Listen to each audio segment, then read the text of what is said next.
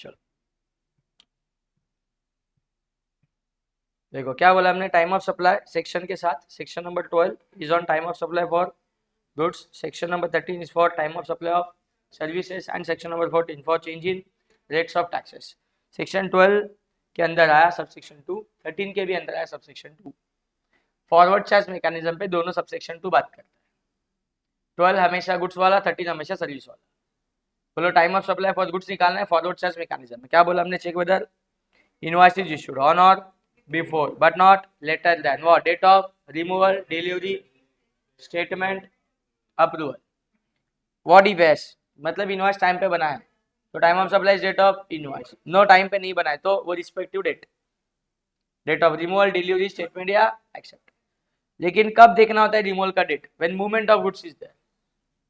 Movement of goods क्या है, मैंने बोला मैं गुड्स अपने काउंटर से, अपने शॉप से, अपनी दुकान से बेच रहा हूँ एंड तुम अपनी दुकान में आके माल लेके जा रहा हो, इसको क्या बोलते हो सीधा सीधा, movement of goods. Non movement of goods ये कौन सी कैटेगरी, जहां पे as an supplier I need to provide an installation on site. On site आके तेरे को क्या करके देना पड़ेगा, मुझे इंस्टॉलेशन करके देना पड़ेगा तेरी प्रीमाइस पे। Then such goods are non movement of goods, such goods are non movement of goods. चलिए एक और एग्जांपल देता हूँ नॉन मूवमेंट ऑफ गुड्स का। समझो पहले मैंने तुम्हें एक मशीनरी ना रेंट पे दी थी, तुम्हारे अपने प्रीमाइस पे तुम वो मशीनरी लेके गए, रेंट पे उसको यूज कर लो, मैं तुमको रेंट दे रहे हो, ऐसा 1-2 साल चला एंड उसके बाद तू ही मेरे को एक दिन अप्रोच करके बोलता है यार ये मशीन मेरे को बेचोगे क्या। तो मैंने बोल दिया चल ठीक है ले लेना, इसका जो भी कंसीडरेशन हम लोग में डिसाइड हो गया तूने मेरे को दे दिया। अब मुझे बता दो जिस दिन मैंने सप्लाई किया, जिस दिन मैंने सेल किया तेरे को, सेल उस मोमेंट पे मशीन मेरे गोडाउन से, मेरे फैक्ट्री से, मेरी जगह से निकल के तेरे प्रीमाइसेस पे आई कि ऑलरेडी तेरे प्रीमाइसेस पे थी, ऑलरेडी तेरे प्रीमाइसेस में थी and we just do an agreement for sale right now, बराबर ना। सो ये वाली मशीन का भी जो आज सेल हुआ है वो मूवमेंट ऑफ गुड्स कहलाएगा कि नॉन मूवमेंट ऑफ गुड्स, बोलो non movement of goods, non movement of goods. अरे तुम्हारे प्रीमाइसेस पे था, 2 साल से यूज कर लेते, खाली मैंने आज बेचा है, बेचने के लिए फिर से जबरदस्ती वहां से उठा के मेरे दुकान में लाना पड़ेगा और फिर दिखाऊंगा ये देख बेचा। ऐसा फिजिकल एक्शन होना जरूरी है। तुम्हारे प्रीमाइसेस पे पढ़ा था there is no movement at all, so that's why such goods are non movement of goods. एक अपना बेसिक एग्जांपल बोला एसी अगर खरीदने जाते हो तो एसी घर पे आके इंस्टॉल करके जाएगा technician, so this is an example of, बोलो जल्दी, non movement of goods. What is an example of this, non movement of goods. उल्टा बताना है तो उल्टा भी नहीं याद कर लो तुम, नॉन मूवमेंट का एग्जांपल पूछता हो तो मूवमेंट बोलते हो, मूवमेंट का पूछो तो नॉन मूवमेंट बोलते हो। आगे डेट ऑफ स्टेटमेंट कब देखना होता है, when there is a continuous supply of goods, when there is a continuous supply of goods. ये क्या चीज है, तो इसके लिए एक एग्जांपल दिया मैंने, बोला कहीं बिल्डर है, बिल्डिंग बना रहा है और उसके नियर बाय लोकेशन पे वो समझो कि सीमेंट का सप्लायर को ढूंढ लिया। सो वो सीमेंट सप्लायर 2-3 साल तक लगातार सीमेंट उसको देने वाला है जब जब जरूरत पड़ेगा। So this supply is called as continuous supply of goods, क्योंकि यहाँ पे गुड्स का सेल कंटिन्यूअस बेसिस पे हो रहा है for more than 90 days, for more than 90 days. चलो ठीक है। डेट ऑफ एक्सेप्टेंस कब देखना है, when goods are sent on the approval, when goods are sent on the approval. So basically these are 4 cases, 4 types of question. कोई एक type का question रहेगा उसको पकड़ के अपने को ये चार्ट अप्लाई करना है, टाइम ऑफ सप्लाई आ जाएगा। व्हाट अबाउट सर्विसेज, यहाँ पे 30 दिन का समय इनवॉइस बनाने के लिए। बोलो check whether invoice is issued on और before but not later than, कितना बोलो 30 days from the date of completion of service, from the date of completion of service. If answer is yes, if answer is yes मतलब what yes invoice time पे बना है, 30 दिन के अंदर बना है, तो डेट ऑफ इनवॉइस और date of payment whichever is early. And अगर टाइम पे नहीं बनता है तो date of completion of service और date of payment whichever is early. Goods के क्वेश्चन में कहीं पे भी डेट ऑफ पेमेंट कंसीडर नहीं हुआ, लेकिन सर्विस के टाइम पे हमें हमेशा कंपैरिजन में क्या लेके चलना है, बोलो डेट ऑफ पेमेंट। सो जो डेट ऑफ पेमेंट तुम कंसीडर करके चल रहे हो, डेट ऑफ पेमेंट, वो क्या होता है। सो मैंने बोला अगर क्वेश्चन तुम्हें पॉइंट नंबर 6 पढ़ना है, अगर क्वेश्चन तुम्हें 2 डेट दे दे, जैसे कि बुक्स ऑफ अकाउंट में कब एंट्री मारा है पेमेंट का, या बैंक में कब एंट्री हुआ है पेमेंट का, ऐसा 2 डेट अगर मिल जाए, so date of entry in the our books of account and date of entry in the bank's books of account which is क्या कर लेंगे, अर्लियर, क्या कर देंगे अर्लियर। चलो ठीक है, डेट में अर्लियर होता है या लेटर होता है, डेट्स के अंदर हायर लोअर होता नहीं है। सो एरो को समझो, मेरा लिखने का पर्पज इज अर्लियर लिखा हुआ है, जो जल्दी वाली डेट है वो लेनी है। 7th वाला पॉइंट कल डिस्कशन में लिया नहीं, आज बता दूं। इन case of cessation of service, service वाला ही क्वेश्चन है लेकिन सर्विसेज सीज टू एग्जिस्ट, मतलब चालू कॉन्ट्रैक्ट में अगर तुमने सर्विसेज तोड़ दी, सप्लायर ने तोड़ने दो, रिसीवेंट ने तोड़ने दो, सर्विस इज नॉट कंप्लीटेड, मतलब सर्विस कमेंस हो गई लेकिन कंप्लीशन तक नहीं पहुंची, इन बिटवीन क्या हो गई, सीज हो गई। क्या हो गई बोलो, cease. So in that case cease से लेके 30 दिन का टाइम नहीं इनवॉइस बनाने के लिए, मैं जो सर्विस दे रहा हूं अगर प्रॉपर कंप्लीट कर देता तो डीओसीएस के बाद आई हैव 30 डेज का time to draw the invoice, बोलो हाँ। लेकिन in case of cessation there is no 30 days का सच टाइम लिमिट। बोलता है जिस दिन सर्विसेज सीज टू एग्जिस्ट उसी दिन पे तूने अपना सारा हिसाब किताब कर ले। मतलब in case of cessation of service, point number 7 please, क्या बोलता है, invoice is to be raised on the date services cease to exist, on the date services cease to exist. Are you clear? Okay, this is all about your forward charge mechanism. काम की चीजें बोलूं तो invoice से बात करनी थी कि इनवॉइस कब बन रहा है। गुड्स के केस में नो टाइम लिमिट, सर्विस के केस में 30 डेज का time limit, that's it. RCM की बात करूं तो यहां से पेमेंट की तरफ से लैंग्वेज बात की है, क्योंकि रिसिपेंट होता है जो जीएसटी आज भरेगा, सो रिसिपेंट के एंगल से लिखा गया है। सो बोलना check whether payment is made within 30 days from the date of invoice, from the date of invoice. And वही सर्विस के केस में साइड बाय साइड बोल check whether payment is made within 60 days from the date of invoice. यहाँ RCM में goods के case में payment के लिए 30 दिन का समय है, सर्विस के केस में 60 दिन का समय। व्हाट इफ दोनों केस में यस हुआ तो एक्चुअल डेट ऑफ पेमेंट, लेकिन गुड्स के केस में date of payment to be compared with date of receipt of goods whichever is earlier.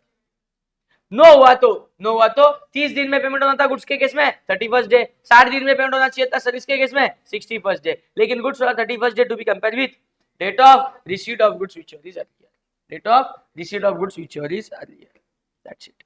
अगर ये दिमाग में अच्छे से बैठा है ना, कोई भी क्वेश्चन सॉल्व हो जाएगा आराम से।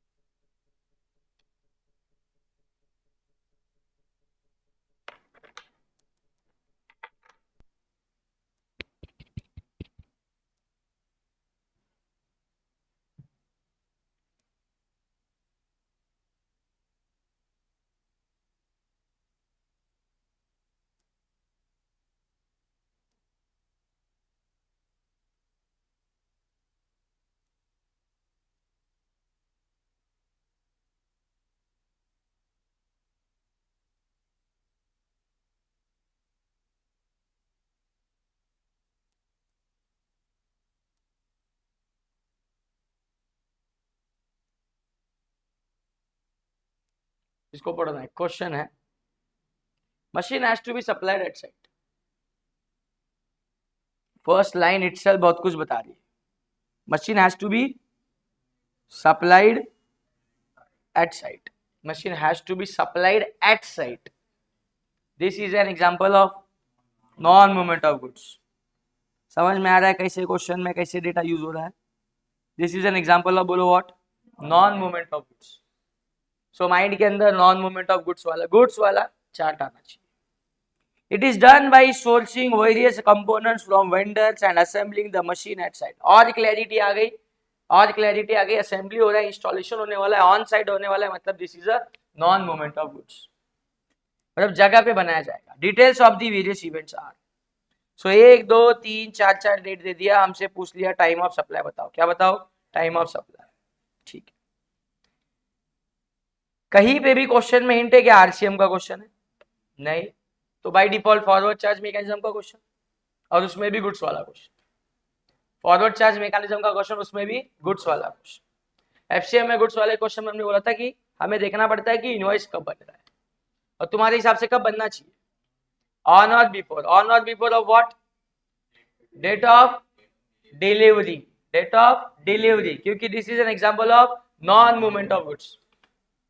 सो हमें इस केस में डेट ऑफ डिलीवरी देखनी पड़ेगी, पहले ढूंढनी पड़ेगी, एंड इनवॉइस की डेट भी उसके साथ कंपेयर करनी पड़ेगी। सो 17 सितंबर को परचेस ऑर्डर एडवांस रुपए के साथ आया। मैं बता देता हूँ क्वेश्चन जानबूझ के कुछ भी डेटा देता, गुड्स वाला क्वेश्चन है, चार्ट सामने रखो कोई फर्क नहीं पड़ता, याद नहीं है तो, बट चार्ट का एप्लीकेशन समझ में आना चाहिए, बाद में वो याद हो जाएगा।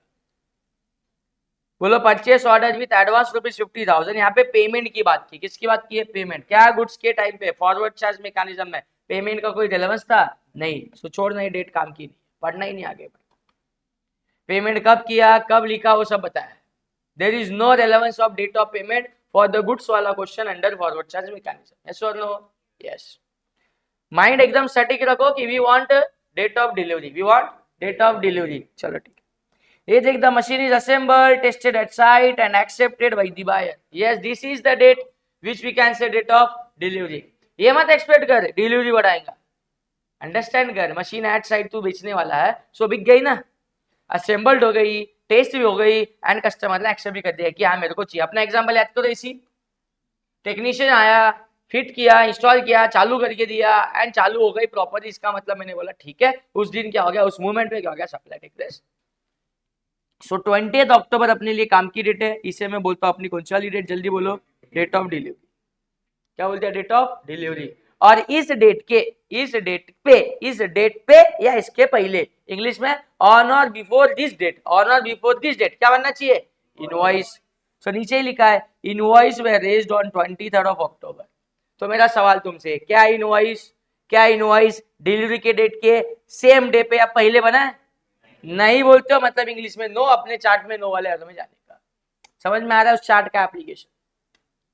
अरे बोलो कि नहीं, इनवॉइस समय पे नहीं बना है। सो नो वाले में जाके गुड्स के केस में आंसर था डेट ऑफ डिलीवरी। क्या लेने का? Date of delivery which is 28 October. आगे 4 नवंबर को बैलेंस पेमेंट में तेल लेने क्या payment. Date of payment goods के केस में काम आती नहीं है फॉरवर्ड चार्ज मैकेनिज्म में। सो दो डेट तो काम की नहीं थी, 17 सितंबर 4 नवंबर, बची दो डेट 20 और 23। उसमें पता किया ये एस वाले में जा रहा है कि नो वाले में, सो पता चला ये नो में गया। सो नो के केस में answer is date of delivery यानी 20 अक्टूबर। बोलो क्या ले लिया आंसर? 20 अक्टूबर। क्या ले लिया टाइम ऑफ सप्लाई का आंसर? 20 अक्टूबर। समझ में आ रहा है? तू बोलेंगे ये 12 लाख क्या लिखा है? अरे अमाउंट पे 50 का एडवांस, 11,50 बाद में मिला, इधर कोई पेमेंट का रिलेवेंस नहीं था। जो भी तेरा 12 लाख का सेल हुआ है उस पे एक ही दिन पे जीएसटी अट्रैक्ट हो गया। बोलो किस दिन पे? What is N time of supply? 28 अक्टूबर। तो फर्स्ट क्वेश्चन है, लिख के बताता हूं कि कैसे लिखोगे, कैसे प्रेजेंट करोगे। सो चाहो तो अलग अलग पॉइंट्स तुम एक्सप्लेन कर सकते हो, जैसे कि एज पर सेक्शन नंबर 31 हमने पहले इनवॉइसेस के बारे में पढ़ा था ना। बोलो अंडर फॉरवर्ड चार्ज मैकेनिज्म, बोलो under forward charge mechanism in case of goods. क्या बोला? इन case of goods invoice is to be raised on or before, या invoice is to be issued on or before, क्या बोलो, date of delivery in case of non movement of goods. अरे time of supply की सारी provision थोड़ी ना इधर explain करूंगा, इस क्वेश्चन में जो रिलेवेंट है वही लिखूंगा। ये पता चल गया मेरे को इनवॉइसिंग के बारे में, कब रेज करना चाहिए था, ऑन और बिफोर करना चाहिए था डिलीवरी के, बराबर है। तो in this case time of supply is, बोलो time of supply is date of invoice if invoice is issued on time, या above mentioned date।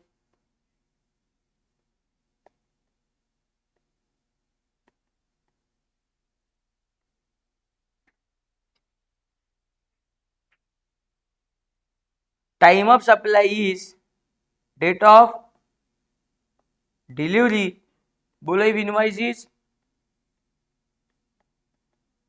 not issued on above mentioned date, that's it. वो तो हम chart बनाए तुमको याद रखने के लिए, बाद में इसको लिखना जैसे अपने ओन वर्ड्स, एंड ये लिख के हो जाने के बाद डायरेक्टली बोल देना। डेट ऑफ इनवॉइस इज कितना बोलो, 23 अक्टूबर है। डेट ऑफ डिलीवरी कब है, 20th अक्टूबर। साथ में ऊपर ही ये भी लिख देना, date of payment is irrelevant. अरे बोलो, date of payment is irrelevant in case of goods, in case of supply of goods। मतलब एक क्वेश्चन को सॉल्व करते समय तूने जो जो चीजें अपने दिमाग में रखी है वो सारी उतार, and at last directly answer कर दे। Date of invoice is 23 October, date of delivery is 20th October, and therefore time of supply is, date of delivery is बोलो कितना, 20th अक्टूबर। समझा क्या? अभी एक सिंगल क्वेश्चन आया ना, इसके लिए ऐसा लिख के बताया। नेक्स्ट टाइम क्या होगा तुम्हें पता चलेगा, पहले प्रोविजन लिख देने का, फिर वो ना बहुत सारे केसेस बनाएंगे, फिर case 1, case 2, case 3, case 4, case 5, and directly column बना दूंगा टाइम ऑफ सप्लाई का, उसमें डायरेक्टली डेट भर देगा। Not each and every case we have to explain, only explain one time provision and then directly write down the time of supply का answer. समझा क्या? चलो ठीक है, तो आगे बढ़ते हैं नेक्स्ट क्वेश्चन।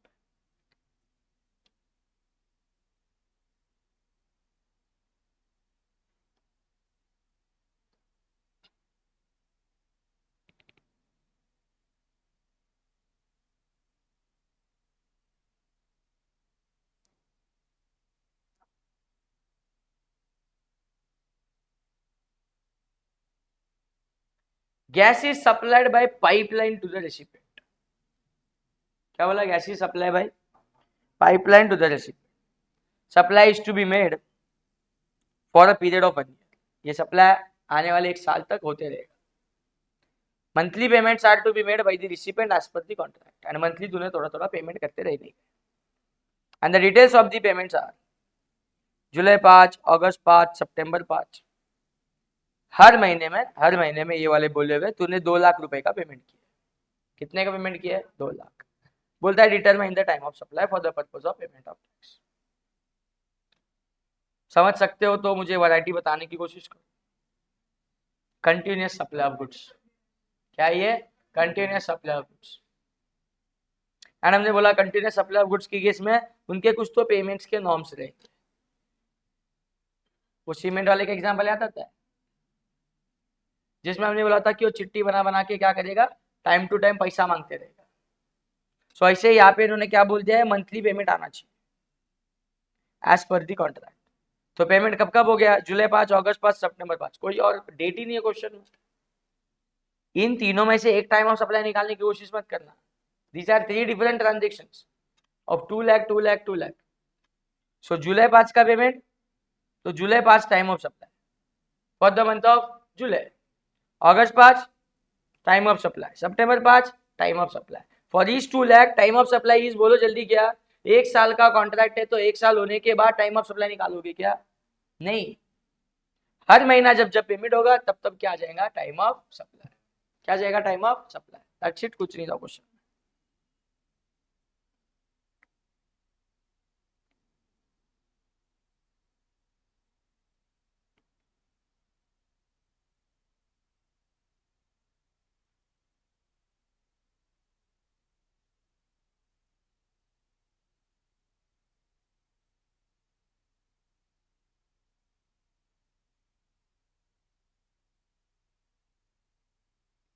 इसको करना है, determine the time of supply from the given information.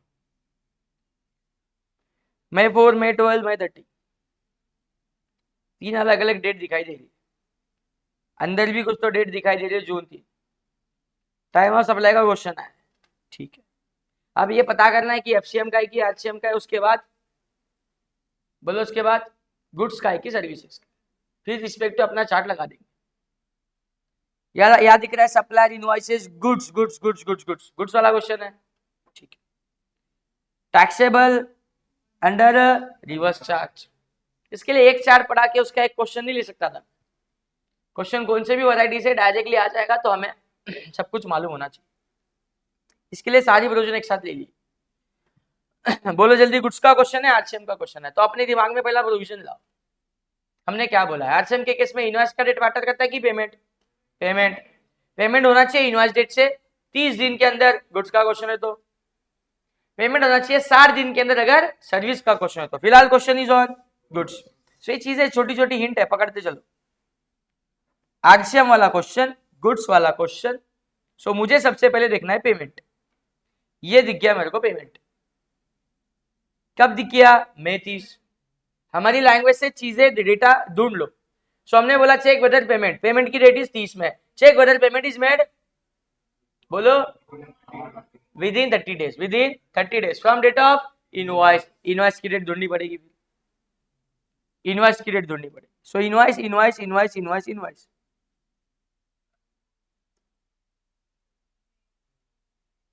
ये मई 4 ही इनवॉइस है। देखो जरा, सप्लायर इनवॉइसेस गुड्स, सप्लायर ने गुड्स भी भेजा और बोलता है 30 दिन from the date of issuance of invoice elapse on June 3। So supplier invoices goods का मतलब होता है, सप्लायर इनवॉइसेस गुड्स का मतलब होता है गुड्स के साथ साथ इनवॉइसिंग भी हो चुकी है, बिल भी भेजा गया है। So what is date of invoice? May 4। क्या बोला है हमने, क्या बोला है हमने? डेट ऑफ इनवॉइस से लेके, यस, डेट ऑफ इनवॉइस को पकड़ो और चेक करो कि पेमेंट उसके 30 दिन के अंदर हुआ है क्या।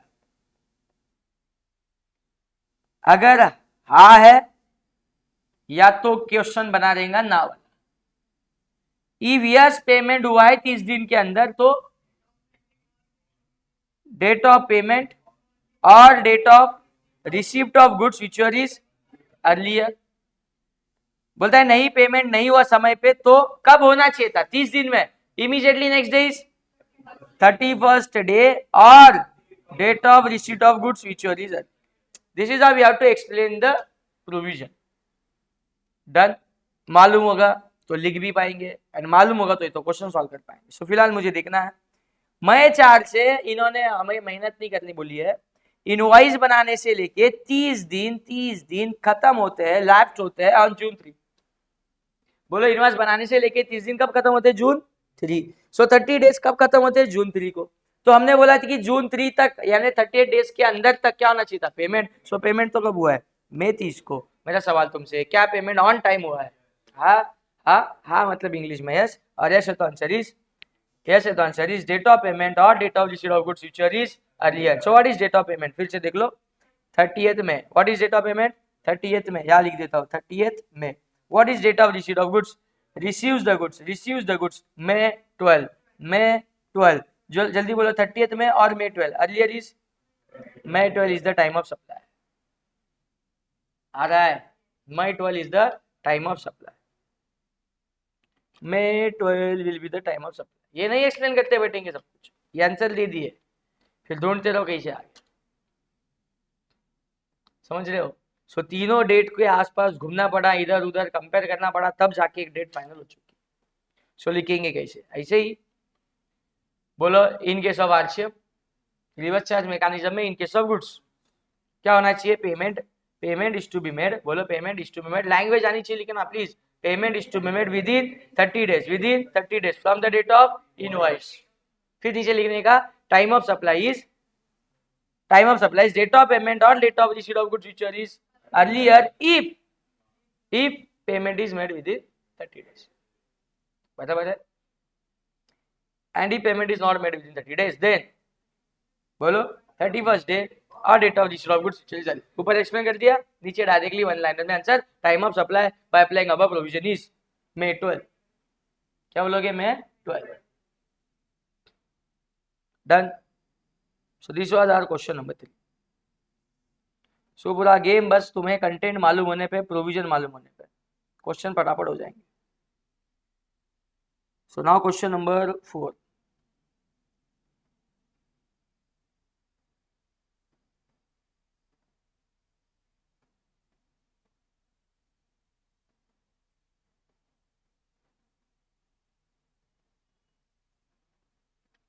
बोलो क्या लिखा? Determine the time of supply again from the given information. Same question लिया, अलग है ना? ऊपर कौन सा था? थर्ड था। ओके, फोर्थ फिर से एक बार टाइम ऑफ सप्लाई पता करने बोला है हो, हमें ढूंढना है क्वेश्चन गुड्स वाला है, हाँ गुड्स वाला है। रिवर्स चार्ज, हाँ रिवर्स चार्ज, रिवर्स चार्ज का क्वेश्चन है, गुड्स वाला क्वेश्चन है, देखना होता है पेमेंट का डेट। पहले ढूंढ लिया पेमेंट का डेट जुलाई 3। अब ये पेमेंट की डेट 30 दिन के अंदर वाली की बाहर वाली देखनी है, उसके लिए देखना पड़ेगा डेट ऑफ इनवॉइस, क्योंकि इनवॉइस से काउंट कर लेते हैं ना 30 दिन की, पेमेंट की डेट से काउंट करोगे 30 दिन के अंदर पेमेंट हुआ है क्या? मतलब जुलाई 3 से गिनोगे 30 दिन, ये पेमेंट है 30 दिन के अंदर होना चाहिए था। जुलाई 3 से 30 दिन के अंदर पेमेंट होना चाहिए था। जुलाई 3 खुद पेमेंट की डेट है। कुछ आते हैं कंफ्यूजन माइंड में, जरा खुद को पूछ लेना कि वो तुम्हारे सवाल वैलिड भी है क्या? पेमेंट की डेट से कैसे पेमेंट देखोगे 30 दिन के अंदर हुआ है क्या? कोई और डेट से देखना पड़ेगा, इनवॉइस की डेट से। कहां से? इनवॉइस की डेट से। सो ये इधर लिखा है इनवॉइसेस ऑन May 4। May 4 से मोटा मोटी 30 दिन हम भी निकालते, जून 3 दे दिया है तो वही यूज करो, काउंट मत करो, चैलेंज मत करो। जून 3 के अंदर क्या होना चाहिए था पेमेंट? भाई ने कब किया है? जुलाई 3। जुलाई 3 क्या पेमेंट टाइम पे है? नहीं बाबा, इस payment is not on time, ये payment is not on time, no में जाके आंसर इज 31st डे और date of receipt of goods which is earlier. Chart से बोलता है तुम वो आए नो वाले एरो में, तो हमने बोला 31st डे, नो वाला एरो मतलब पेमेंट टाइम पे हुआ नहीं है। 31st डे और date of receipt of goods which is earlier. So 31st day क्या है यहाँ पे? 4 जून, क्योंकि जून 30 पे तो 30 दिन खत्म होता है, जून 3 पे 30 दिन खत्म होता है। ये लिखा है 30 डेज elapsed ऑन जून 3, इसका मतलब 31st day is 4 June, June 4, June 4। And date of receipt of goods अलग से दे दी है, कितनी है? जून 12। क्या बोलो? जून 12, जून 4, जून 12। जून 4 will be the time of supply. बोलो जून 4 will be the time of, June 4 will be the time of supply. Done. This was your question number 4. Moving ahead with question number 5. Provision आ रही, कॉन्फिडेंस आएगा।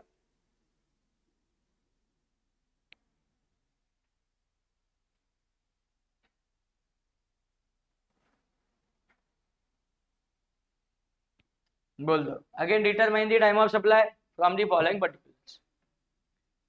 Check करना पड़ेगा forward charge mechanism का question है कि reverse charge mechanism.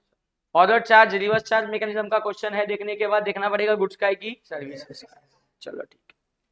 सो मैं देखा टाइम ऑफ सप्लाई का question, okay.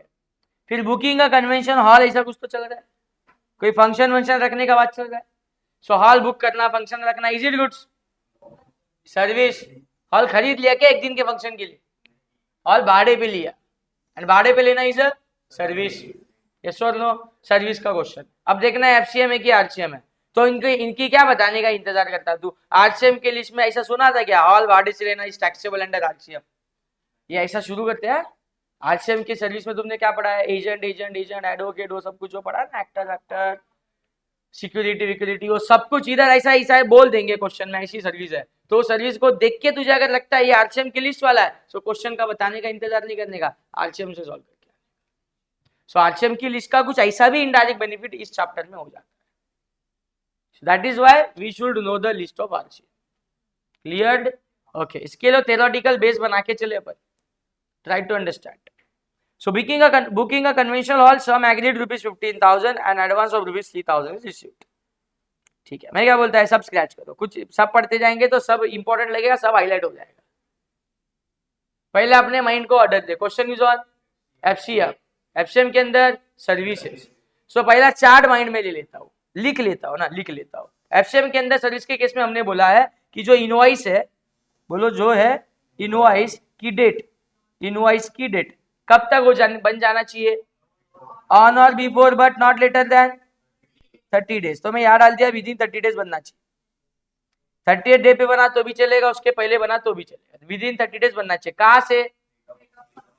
Date of completion of service. क्या बोलो? Date of completion of service. अरे सबको याद आ रहा है? Date of completion of service से लेके 30 दिन का समय ले क्या बनाने के लिए? इनवॉइस। फिर अगर बना दिया तो यस वाले एरो में, और नहीं बना दिया तो बोलो जल्दी नो वाले।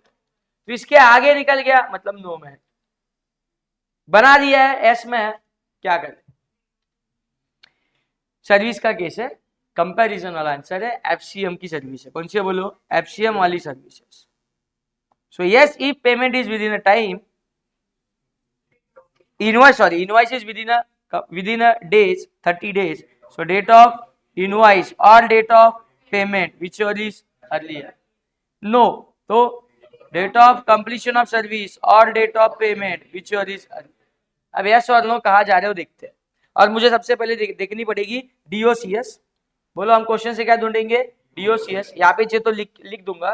फिर डीओसीएस से 30 दिन काउंट करके क्या जानी है? डेट ऑफ इनवॉइस की डेट को भी चेक करना है।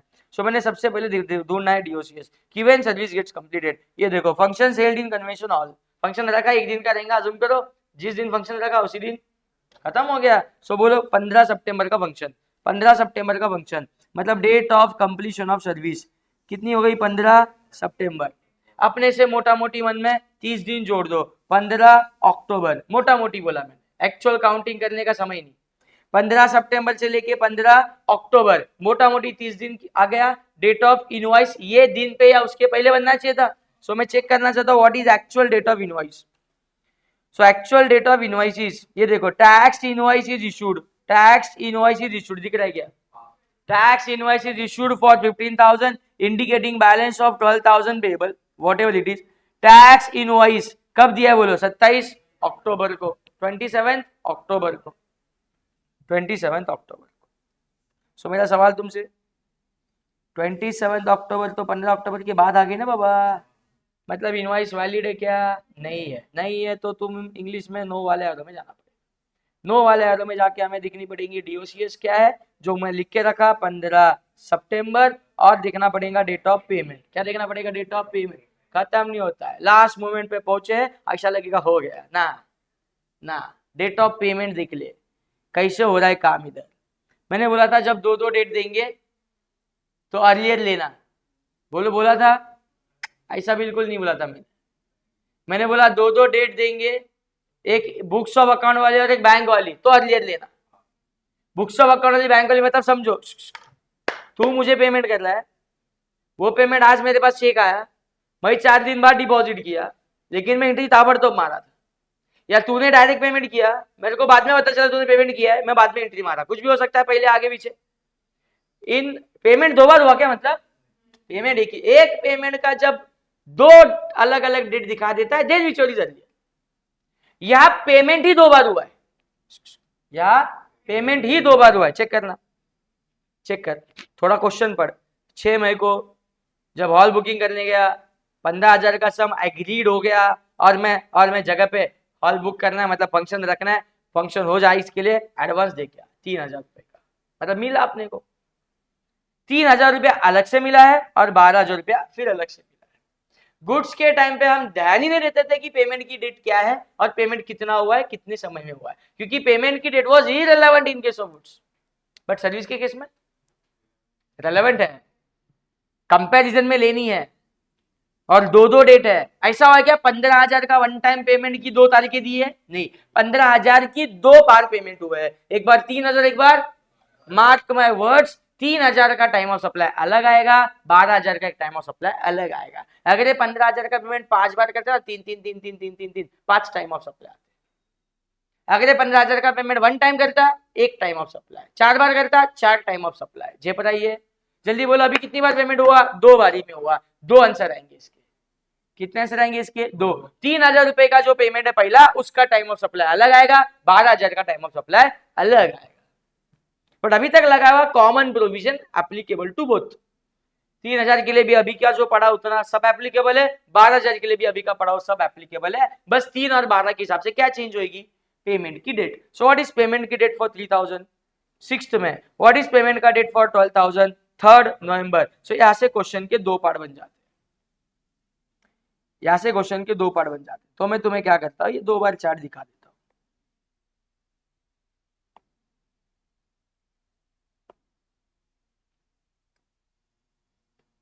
मतलब ये मैं कर रहा हूं फॉर फर्स्ट पेमेंट, कौन सा वाला? 3000 का। और ये दूसरा चार्ट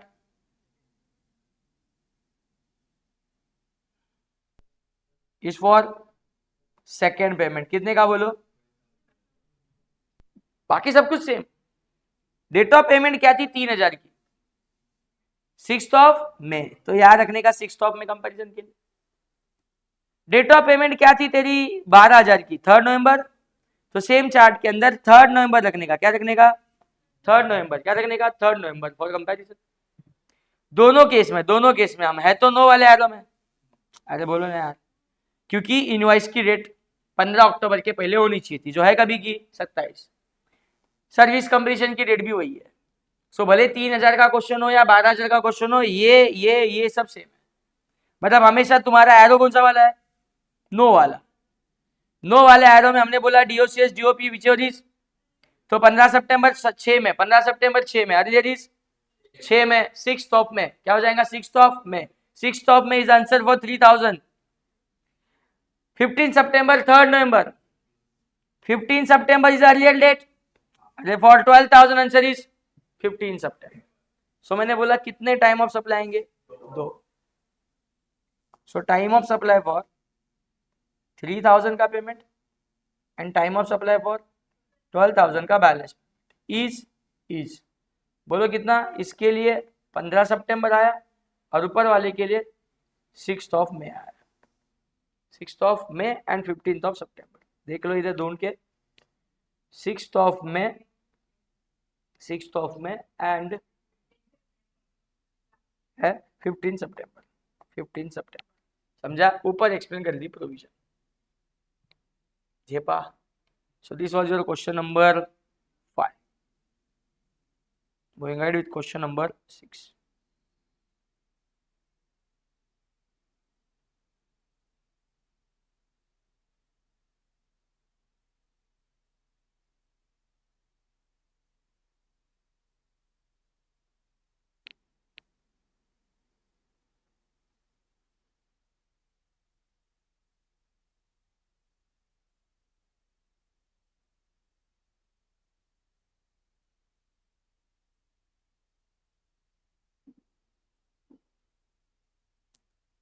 पढ़ते क्या है? Investigation shows that ABC and company carried out service of cleaning and repairs of tanks in an apartment complex for which the apartments owner association shows a payment in cash on 4th of April. Blah blah blah blah blah. Question खत्म.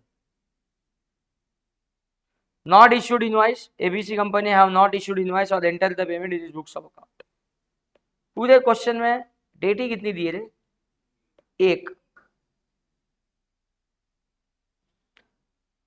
और actually ना residual case का question है, मतलब FCM RCM good services वो सब में नहीं बैठता।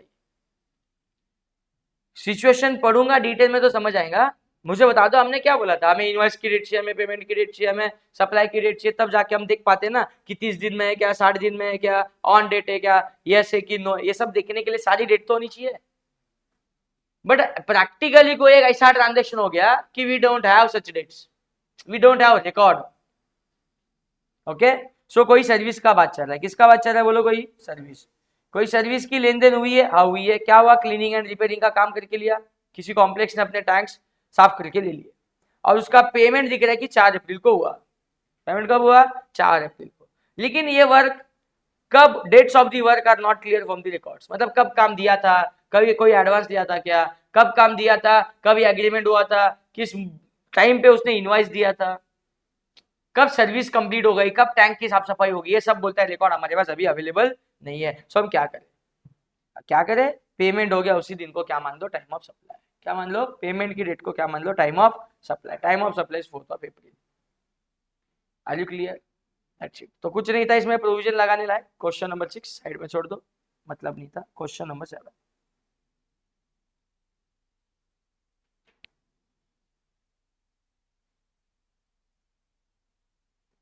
7, 8 एक पेज पे आ गए,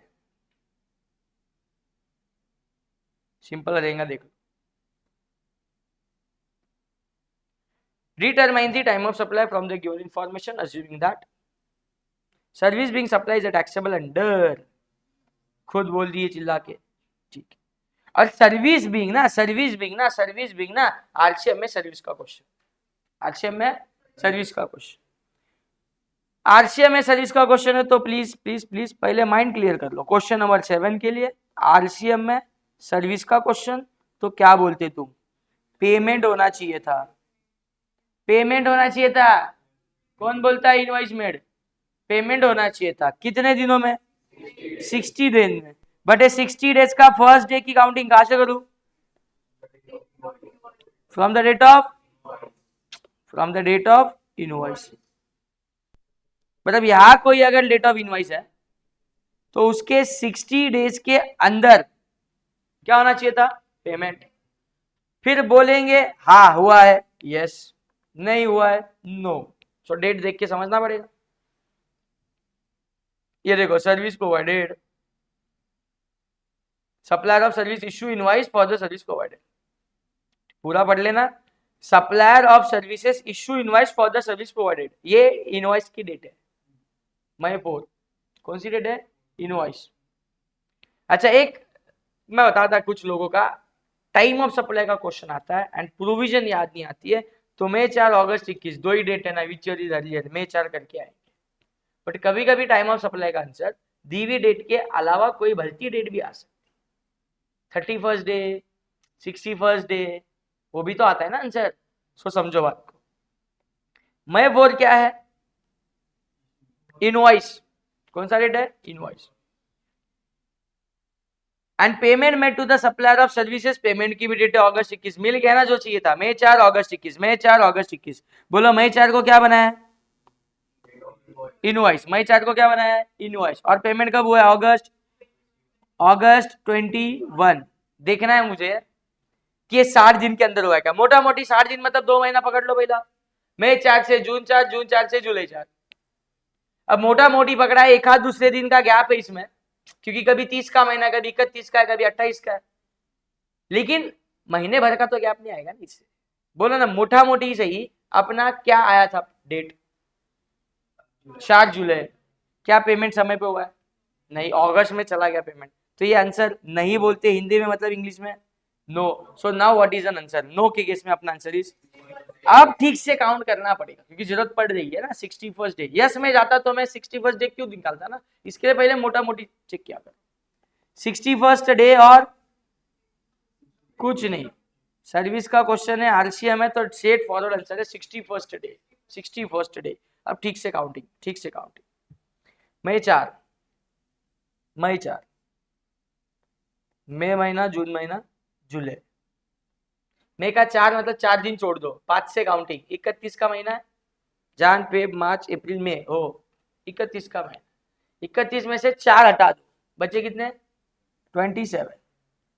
कितने बचे बोलो? 27। हमें चाहिए 61st डे। दो बार क्यों लिखा है पता चलेगा। जून में 30, 27 में 30 ऐड करके इधर लिखा 57। लिखा था कभी मैथ्स में बचपन में, क्यूमुलेटिव का कॉलम बना रहे हैं। हमें 61 तक पहुंचना है। 61 तक पहुंचने के लिए सिर्फ कितने जोड़ने पड़ेंगे मेरे को? 58, 59, 60 एंड 61। कितने दिन जोड़ने पड़ेंगे? 4। सो 4 जुलाई is 61st day. 4 July is 61st day, क्योंकि 60 दिन में पेमेंट होना चाहिए, लेकिन आंसर तो 61st वाला डे लेना है। सो बोलो 4 जुलाई इज द आंसर। मोटा मोटी भी 4 जुलाई आया था, बट एक आध दूसरे दिन का आगे पीछे हो सकता है। सो प्रॉपर आंसर बोलो जल्दी, what? 4 July, July 4। So answer for question number 7 is July 4। Done. कैसे निकाला है? आगे question number 8। Determine the time of supply. Again, German company issues email informing its associate that ABC of the cost of technical services provided to it which was recorded in ABC books on May 1 whatever। ये जो पूरी कहानी है वो क्या बयां कर दिया, जल्दी बता दो। किसी कंपनी ने किसी कंपनी को मेल भेजा, ईमेल भेजना, व्हाट? कंफर्मिंग कि हमने ये काम किया, इसका इतना इतना कॉस्ट हुआ, इसका इतना इतना कॉस्ट हुआ। मतलब that email is just like a invoice. वो ईमेल इनवॉइस का काम कर रहा है। किसका काम कर रहा है? इनवॉइस का। ओके। एक एसोसिएट एंटरप्राइजेस ने, एक जर्मन कंपनी अपने एसोसिएट एंटरप्राइज को क्या कर रही है? ईमेल भेज रही है for the cost of technical services which was recorded in ABC limited books on May 1। जो यहाँ की company ABC company, ABC limited, उसके बुक्स में A1 पे लिखा हुआ है, रिकॉर्ड कब हुआ है वो लिखा। ABC transfer the amount, ABC transfers the amount to the account of the German company and बाद में पेमेंट हो गया। क्या हो गया? पेमेंट। पहले मैं बोलता हूं दिमाग चलेगा नहीं अनलेस एंड अनटिल तुम सोचोगे नहीं कि करना क्या है। Go for forward charge mechanism और रिवर्स चार्ज मैकेनिज्म, क्या लगता तुम्हें? हाँ, क्वेश्चन में मेंशन है कहीं पे? बोलो ना। एफसीएम क्वेश्चन में मेंशन है, आरसीएम का क्वेश्चन बताता हूं क्या एसोसिएट का आरसीएम में एसोसिएट लिखा था? नहीं लिखा था, इसके लिए तो कॉन्फिडेंटली बोले एफसीएम का क्वेश्चन। थोड़ा समझाता तुमको, बस चार्ट बना दूंगा समझ जाओगे। 8 क्वेश्चन है। कौन सी कंपनी है? German company. इंडिया में है क्या? ये देख अपने इंडिया है, बारिश का मौसम है, बाकी सब फॉग जमा, ऊपर से नहीं दिख रहा है बाकी का इंडिया। ठीक है, इधर कहीं जर्मनी है, मालूम नहीं मेरे को कहाँ। ये साइड है, ये साइड है, नीचे ऊपर जान दे। जर्मन से services I, Indian associate enterprises which is ABC limited. ABC limited India में है और एक जर्मन कंपनी बाहर है। मुझे इस केस में बता दो, who is in the TT? TT taxable territory में कौन है? ABC. GST is applicable to all over India including Germany, ऐसा सीखा है क्या मैंने?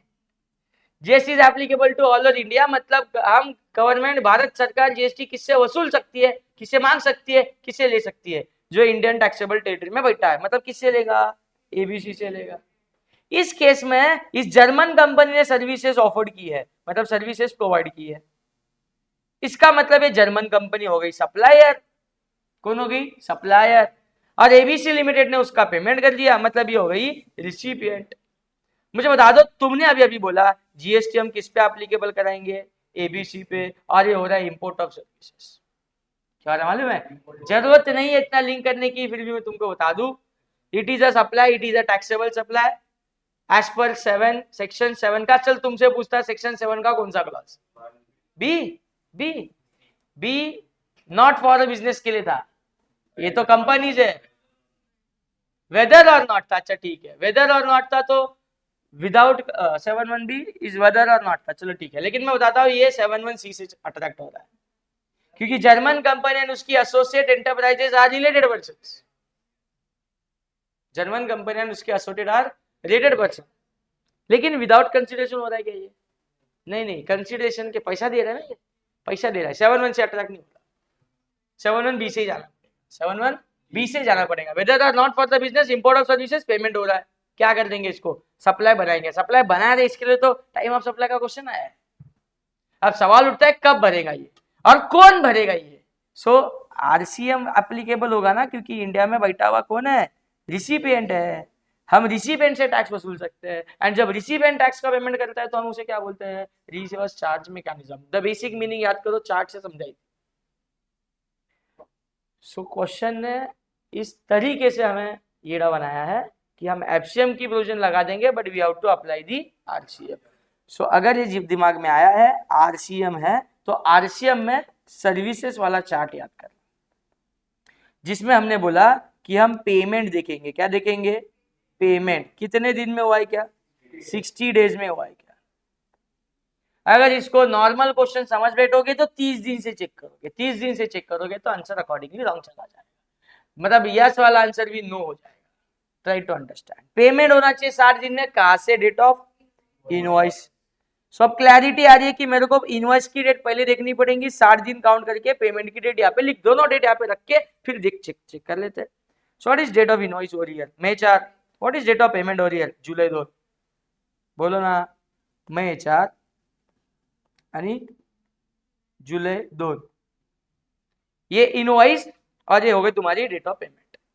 May 4 से मोटा मोटी 60 दिन मतलब 2 महीना गिनू तो June 4 July 4, ऐसे 1-2 दिन के आसपास आए तो थोड़ा ठीक से गिनते हैं। अभी अभी गिना था शायद हमने, May 4 को लेके, May 4 को लेके July 4 तक 61st डे हो जाते हैं, मतलब 3 जुलाई तक 60 दिन। July 4 तक 61 मतलब 3 जुलाई तक 60, 3 जुलाई तक 60, मतलब ये पेमेंट तो जुलाई 2 में कर दिया। अगर पेमेंट जुलाई 2 को कर दिया मतलब पेमेंट टाइम पे किया, हाँ किया, हाँ किया। आरसीएम के केस में, आरसीएम के केस में सर्विस का क्वेश्चन, पेमेंट टाइम पे किया तो यस पेमेंट टाइम पे हुआ है तो डेट ऑफ पेमेंट, नहीं होता तो 61st day. So date of payment is July 2 is the time of supply.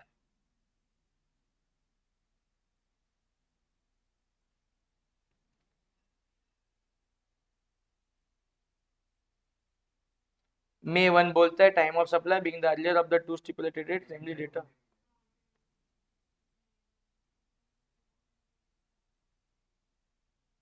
May 1 क्या है? Cost of technical services provided to it which was recorded in the ABC books on May 1st. First May को service मिली है, हाँ?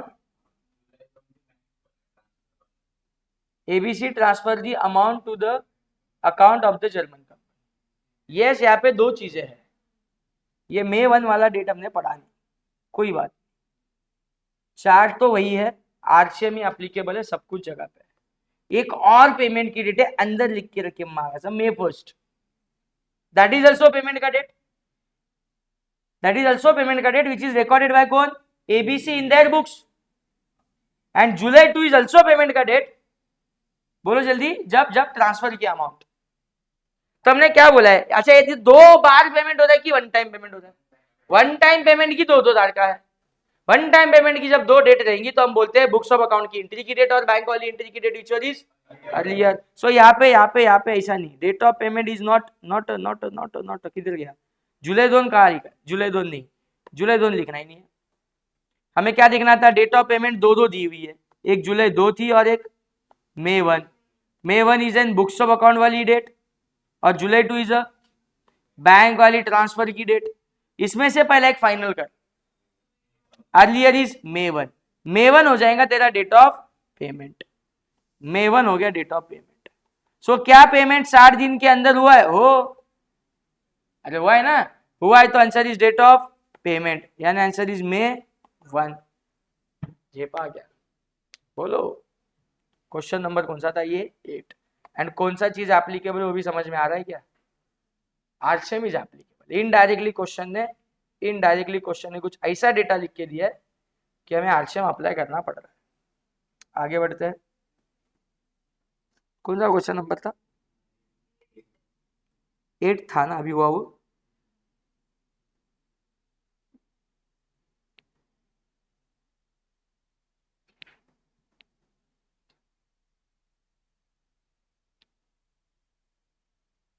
एक second,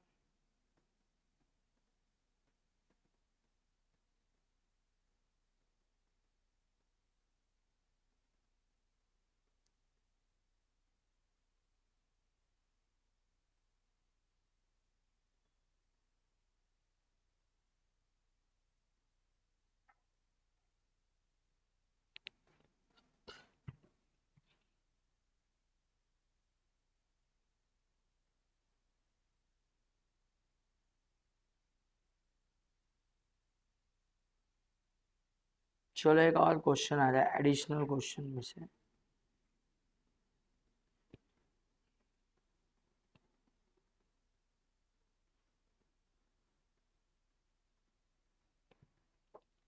ये test your knowledge से question शुरू हो रहा है, मतलब 8 क्वेश्चन थे टोटल बुक वाले, देन एडिशनल क्वेश्चन जो बुक चैप्टर खत्म होने के बाद होता है, उसमें 1 और 2 बेसिक थेरोटिकल थे। सो डायरेक्टली क्वेश्चन नंबर 3 आरसीएम वाला क्वेश्चन है, ऐसा उन्होंने खुद ऐसा लिख के दिया था, और वो वाला पार्ट क्वेश्चन में आया नहीं, इसके लिए मैंने बाजू में लिख के रखा है, ठीक है? सो पढ़ते हैं। ये देखो, this is N kind of exam question जहाँ पे 5-6 केसेस साथ में रखेंगे एंड हमें आंसर करके आना है। ओके, पहला माइंड सेट कर लो, question is on RCM. So if question is on RCM तो देखना पड़ेगा गुड्स की सर्विस, तो कॉलम के हेडिंग में दिख रहा है goods goods goods, date of receipt of, date of payment by the recipient of goods, तो ये गुड्स वाला question.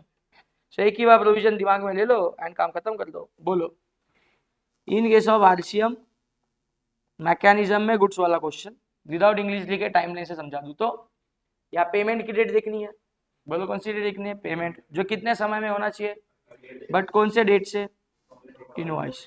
So every time we have to apply this chart. Invoice की डेट यहाँ लिखूंगा और पेमेंट की डेट चेक करूंगा। Invoice की डेट से पेमेंट की डेट 30 दिन के अंदर होनी चाहिए। इनवॉइस की डेट पेमेंट की डेट से 30 दिन के अंदर होनी चाहिए।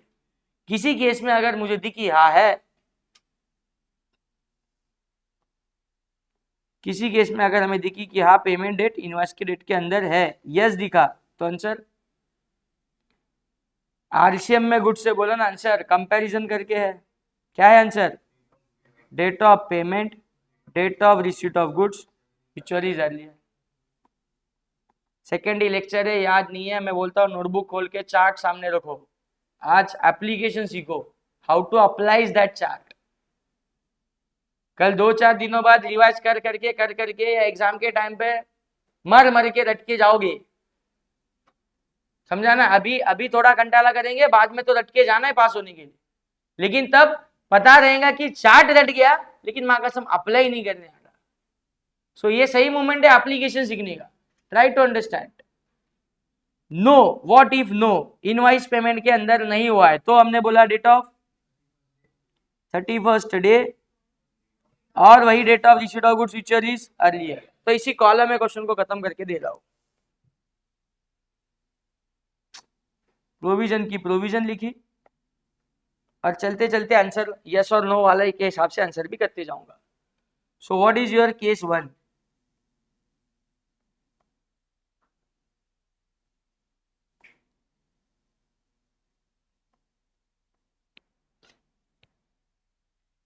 Date of receipt of goods July 1, अभी काम की नहीं है, अभी काम की नहीं है, पहले काम की नहीं। पहले मेरे को देखो लाइन से कौन सी डेट चाहिए, इनवॉइस के बाद कौन सी चाहिए, पेमेंट। ये दो डेट मिल गई। August 10 is the date of payment and date of issue of invoice by the supplier of goods June 29। अब ये सारी केसेस है, सबका यही कॉलम हेडिंग है ना, तो सबका डेट ऑफ पेमेंट मिल गया ना मेरे को। दो केसेस साथ साथ में करूं क्या, ऐसे बोलना ये दोनों साथ साथ में करूं क्या। दोनों केस में इनवॉइस की डेट क्या लेनी है, जून 29। दोनों केस में इनवॉइस की डेट क्या लेनी है, जून 29। इधर लिखा 29 जून, 29 जून। दोनों केस में पेमेंट की डेट अलग अलग है, एक बार 10 अगस्त, एक बार 25 जून। बोलो 10 अगस्त और 25 जून। तुम बोलो 29 जून से मोटा मोटी 30 दिन जुलाई आता, 29 जुलाई आता, 30 जुलाई, एक दो दिन आगे पीछे, ये तो 10 अगस्त चला गया। मतलब ये यस वाले में जाएगा कि नो वाले में, यस वाले में डैश किया मैंने, कि तुम्हें समझाने के लिए लिख रहा हूं। नो वाले के हिसाब से answer is 31st day, date of receipt of goods is earlier. So actual 31st day हमें निकालना पड़ेगा। कहां से एक्चुअल 31st निकालना पड़ेगा, 29 जून से। सो 29 जून का 29 छोड़, जून में कितने दिन, 30। सो जून के 30, जून के 30 में से 29 जा चुके, जून का एक ही, जुलाई का रुकना, हमें 31st डे चाहिए ना, अरे डे कौन सा चाहिए, 31st इधर होने के लिए इधर 30 दिन जोड़ने पड़ेंगे ना। सो जुलाई के 30 दिन मतलब ही 30वां दिन, जुलाई का 30वां दिन मतलब 30 जुलाई, 30 जुलाई, बोलो कौन सा आ गई, 30 जुलाई को 31st डे है। और date of receipt of goods question में दिया है जुलाई 1, क्या बोला है, जुलाई 1 विच इज अर्लियर। कौन सा है earlier, is the time of supply for case 1, core application of the provisions. समझ रहे हैं। 29 जून से 25 जून में पेमेंट है, 29 जून के पहले ही पेमेंट है। अरे अच्छा है, विद इन टाइम है, यस और नो, यस वाला एरो में, कौन सा वाला एरो में, यस। नो में डैश कर लाया, कॉलम से पढ़ो इसको, नो में dash, yes payment is on time. तो answer is date of payment, date of payment is 25 June. और date of receipt of goods, date of receipt of goods is July 1, 25 June 1 July, earlier is 25 June is the time of supply. बोलो ना 25 जून, महीना भी देखो 25 और एक बस देखो मत, 25 June is the time of supply. So case 2 का 25 जून, केस 1 का 1 June. This is your answer. ठीक है। थर्ड केस, अंदर पढ़ना ठीक से, मुझे बताना कितना याद है तुमको देखना है। पार्ट पेमेंट जून 30 को हुआ है, बैलेंस पेमेंट जुलाई 20 को हुआ है। एक पेमेंट की 2 तारीख दी है कि 2 बार ही पेमेंट हुआ है। अगर पेमेंट ही 2 बार हुआ है तो टाइम ऑफ सप्लाई भी 2 आएंगे, 2 आएंगे। लेकिन नेक्स्ट केस इमीडिएटली पढ़ो ना, फोर्थ वाली, payment is entered in the books of account on June 28, लेकिन रिसिपेंट के बैंक में जून 30। ये भी 2 पेमेंट हुए क्या? एक पेमेंट की तारीख 2 दी है, तो इसमें से टाइम ऑफ सप्लाई 2 निकलेंगे क्या? 1 निकलेंगे। ये कंफ्यूजन है बहुत बड़ा मार्केट में, जल्दी बोलो झेप रहा है क्या? पेमेंट ही 2 बार हुआ है, 2 टाइम ऑफ सप्लाई, लेकिन एक बारी पेमेंट की 2 अलग अलग डेट दी है, तो एक ही टाइम ऑफ सप्लाई। और इस केस में अभी फाइनल करता है ना, जून 28 जून 30, इसमें से अर्लियर कौन सा है? तो ये सब तेल लेने गया, जून 28 सब, सिर्फ जून 28 पेमेंट की डेट लेके चलो, पहले उसमें से काट ले, कंफ्यूजन दूर करो जितना हो सके। और यहाँ पे 30 जून का एक पार्ट पेमेंट है, 20 जुलाई का एक पार्ट पेमेंट, यहाँ पे दोनों कंसीडर करने पड़ेंगे, क्योंकि एक बार जून 30 के हिसाब से टाइम सप्लाई निकलेगा, एक बार जुलाई 20 के हिसाब से टाइम ऑफ सप्लाई निकलेगा। यहाँ 2 आंसर आने वाले टाइम ऑफ सप्लाई के। कितने आंसर आएंगे? 2। यहाँ एक ही आंसर आएगा टाइम ऑफ सप्लाई का। समझ में आ रहा है क्या? ठीक है, दोनों केस पढ़ लो, या फिफ्थ केस को भी पढ़ लो। यहाँ पे भी पेमेंट बुक्स ऑफ अकाउंट में 30 जून, रिसिपेंट के बुक्स में 26 जून। दो टाइम ऑफ सप्लाई आएंगे कि एक ही आएंगे? एक ही आएगा, क्योंकि एक ही बार पेमेंट हुआ है, बस 2 बार एंट्री है। बोलो ना, इन दोनों में से विच वन इज अर्लियर? ये मैं जो हाईलाइट कर रहा हूँ टाइम ऑफ सप्लाई का आंसर नहीं है बाबा, ये कौन सा आंसर है? इसको डेट ऑफ पेमेंट लेना है। क्या लेना है? Date of payment. यहाँ पे एक टाइम ऑफ सप्लाई की 2, एक ही टाइम ऑफ सप्लाई आ रहा है। कर लो फटाफट, बोलो। फिर से एक बार अपने पैरामीटर में बिठा देता हूँ। इनवाइस की डेट 29 जून, बोलो इनवाइस की डेट 29 जून। थर्ड केस के लिए लिख लेता हूँ शांति से। केस 3, इनवाइस की डेट 29 जून, 29 जून। 2 बार क्यों लिख रहा है? 2 टाइम ऑफ सप्लाई ना, 2 टाइम ऑफ सप्लाई ना, 2 बार पेमेंट था ना, 2 बार अपना जो भी प्रोविजन है अप्लाई कर। दोनों बार मैंने लिखा जून 29। ठीक है, पार्ट पेमेंट की डेट आ गई, एक बार 30 जून और एक बार जुलाई 20। सो एक बार मैं पेमेंट की डेट लिख रहा हूं, बोलो क्या लिखूं?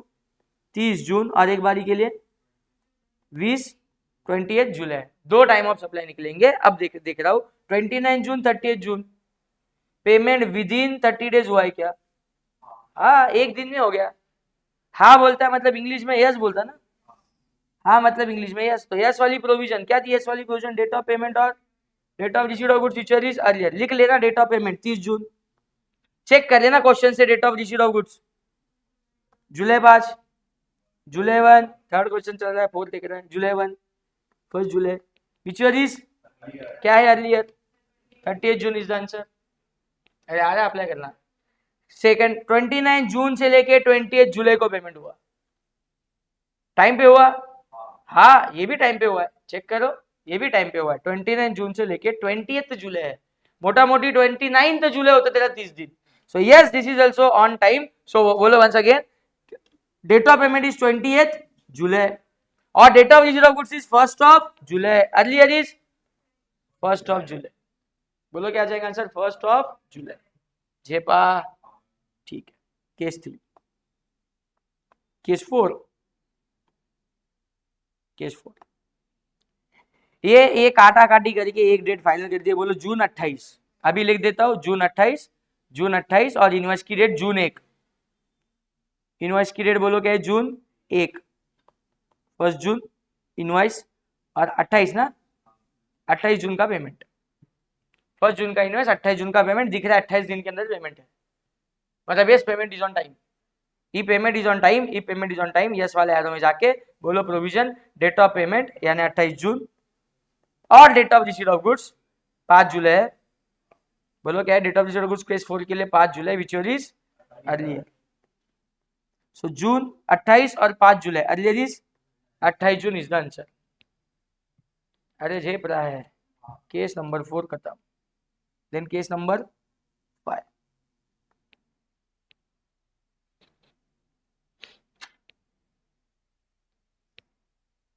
इसमें भी एक डेट फाइनल कर दिया, बोलो कौन सी? जून 26, क्योंकि एक ही पेमेंट की 2 डेट थी, तो पहले एक डेट काट लो पेमेंट में से, अर्लियर वाली डेट उठा लो। जुलाई 1 को रिसिप्ट ऑफ गुड्स है, जून 29 को इनवॉइस है, जून 29 जून 26, जून 29 जून 26। इस payment within time? Yes. If payment is within time तो यही 26 जून और date of receipt of goods which was शायद 1 जुलाई का अर्लियर इज 26 जून। बोलो क्या आंसर जाएगा? 26 जून। ये डायरेक्टली दे दो, चलो यहाँ से डायरेक्टली दे दो। 6 वाला केस, जून 29 का इनवॉइस है, जून 29 का इनवॉइस है, अगस्त 10 का पेमेंट है। क्या पेमेंट ऑन टाइम है? नहीं, नहीं है, बोल जल्दी। नहीं है, नहीं है, नहीं है, नहीं, नहीं है तो नहीं है तो 31st डे और date of receipt of goods which is August 1। तो ये तो डीओ आज ये तुम्हारा। अभी मुझे खाली ये जून 29 से यानी इनवॉइस की डेट से वो 31st वाला डेट निकालना है, विच इज 30th जुलाई, क्योंकि जून के फिर से एक बार बचा हुआ एक 31st टोटल चाहिए, तो जुलाई के कितने लेने पड़ेंगे? 30। सो 30th जुलाई मेरी कौन सी डेट आ गई? 31st वाली। अरे बोलो, 30th July is or 31st day and August 1 is our date of receipt of goods. Earlier is, so 30th July is the answer for time of supply. This is your big question, question number 3. RCM का question था, RCM का theory लिखा, provision लिखी, and बार बार बस इसी provision के हिसाब से हम लोग डेट उसमें रखते गए and question solve.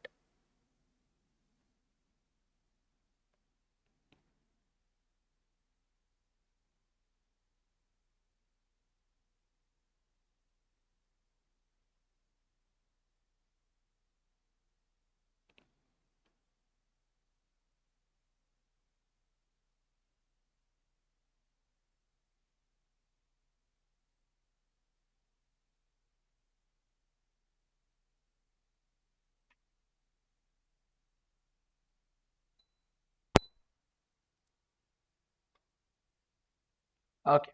Determine the time of supply in the following cases, assuming that GST is payable under reverse charge. हमें कोई दिमाग नहीं लगाना है, जैसे पीछे लगा था, एसोसिएट है, बाहर से सर्विस आ रही है, डायरेक्ट बोल दिया क्वेश्चन, रिवर्स चार्ज का क्वेश्चन, एंड जास्ती मचमच भी नहीं, 2 ही कॉलम दिए हैं, एक है date of issue of invoice का और एक है डेट ऑफ पेमेंट। क्या बोलते हैं अपन? इनवॉइस के डेट से पेमेंट की डेट कितनी होनी चाहिए? 60 डेज के अंदर होने चाहिए, because this is a question on services.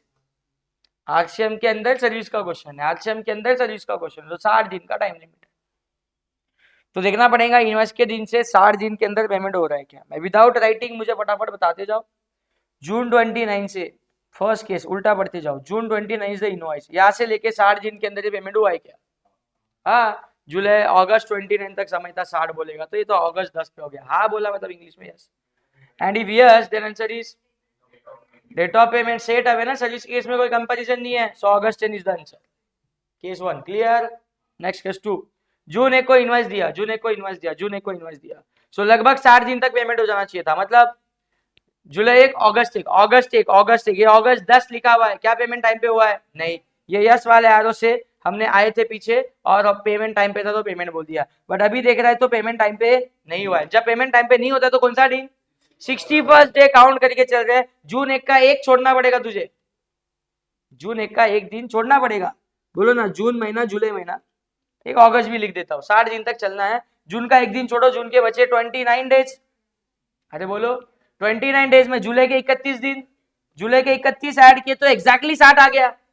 अरे क्यूमुलेटिव टोटल कर लो, एग्जैक्टली 60 आ गया, लेकिन 61 चाहिए, तो 61 करने के लिए एक दिन और जाना पड़ेगा, अगस्त का एक दिन। कौन सा दिन? अगस्त का, तो अगस्त 1 इज अ 61st डे, वही तेरा टाइम ऑफ सप्लाई। 9 में आया था ना, सर्विस का क्वेश्चन है, 9 में आने के बाद टाइम ऑफ सप्लाई का आंसर इज 1 अगस्त, मतलब 61st डे, दैट्स इट। कोई कंपैरिजन है क्या? नहीं, नहीं।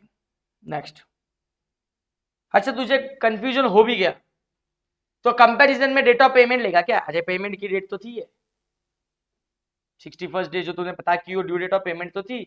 Date of receipt of goods लेगा क्या? Date of receipt of goods के टाइम पे आता था। सर्विस के केस में क्यों date of receipt of goods compare होगा? समझा ना?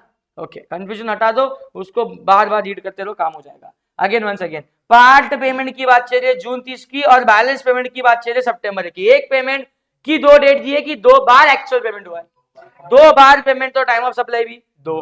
सो 2 बार क्वेश्चन रीड करो जैसे कि 2 अलग अलग क्वेश्चन है। तो मैं रीड कर रहा हूं, जून 29 का इनवॉइस, इससे 60 दिन गिने तो जुलाई 29 लगभग अगस्त 29। फर्स्ट वाला पेमेंट विद इन टाइम हुआ है, हाँ। सो फॉर फर्स्ट पेमेंट यही मेरा आंसर, क्योंकि पेमेंट इज ऑन टाइम तो time of supply date of payment. But no वाली केस यहां एप्लीकेबल हो रही है, यहाँ यस वाली केस थी लेकिन यहाँ नो वाली केस है, क्योंकि अगस्त 29 68 डे अप्रोक्स आता है, सितंबर 1 का बात किया है। So we need to calculate again 61st day, 1 August, हाँ इधर ही निकाला था ना, ये जून 29 का निकाला था कि जून 1 से निकाला? जून 1 से निकाला था, वापस निकालना पड़ेगा, घाई नहीं करो। बोलो जून 29 के लिए मैं 61st डे निकाल रहा हूं, तो जून महीने के 29 डेज जा चुके, एक ही दिन लेना पड़ेगा। जुलाई के 30 होते पूरे ले लिए, जुलाई में 30 होते 31 होते 31 होते, जुलाई के 31 ले तो टोटल 32 हो गई। हमें जाना कहा था 61 टोटल करने के लिए अगस्त के सिर्फ कितने दिन लेने पड़ेंगे? अगस्त में तो 30 ही दिन होते हैं, 30 लोगे तो 62 हो जाएगा। अरे बोलो,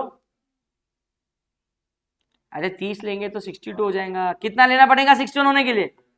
सो 29 is the date which is the 61st day, 29th of the August, 29 August, ये क्या आ गया 61st day. So 29 August is the answer, 29 August no के केस में आंसर।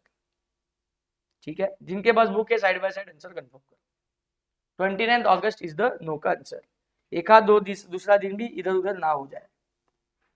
29 अगस्त डन, ये बराबर ही रहेगा, डोंट वरी, कोई एक चेक कर लेगा, आगे बढ़ो। जून 1 को इनवॉइस दिया, जून 1 को इनवॉइस दिया, जून 1 को इनवॉइस दिया।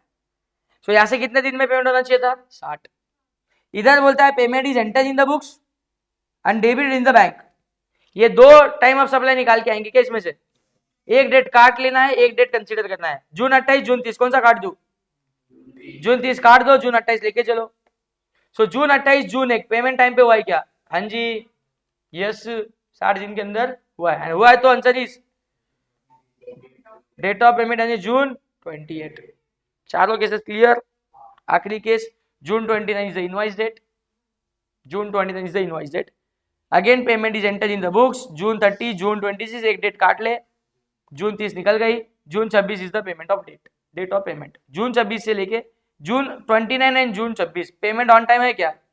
हाँ है, तो ऑन टाइम है तो date of payment, time of supply 26 June, time of supply 26 June. This was our question number 4, additional question 4।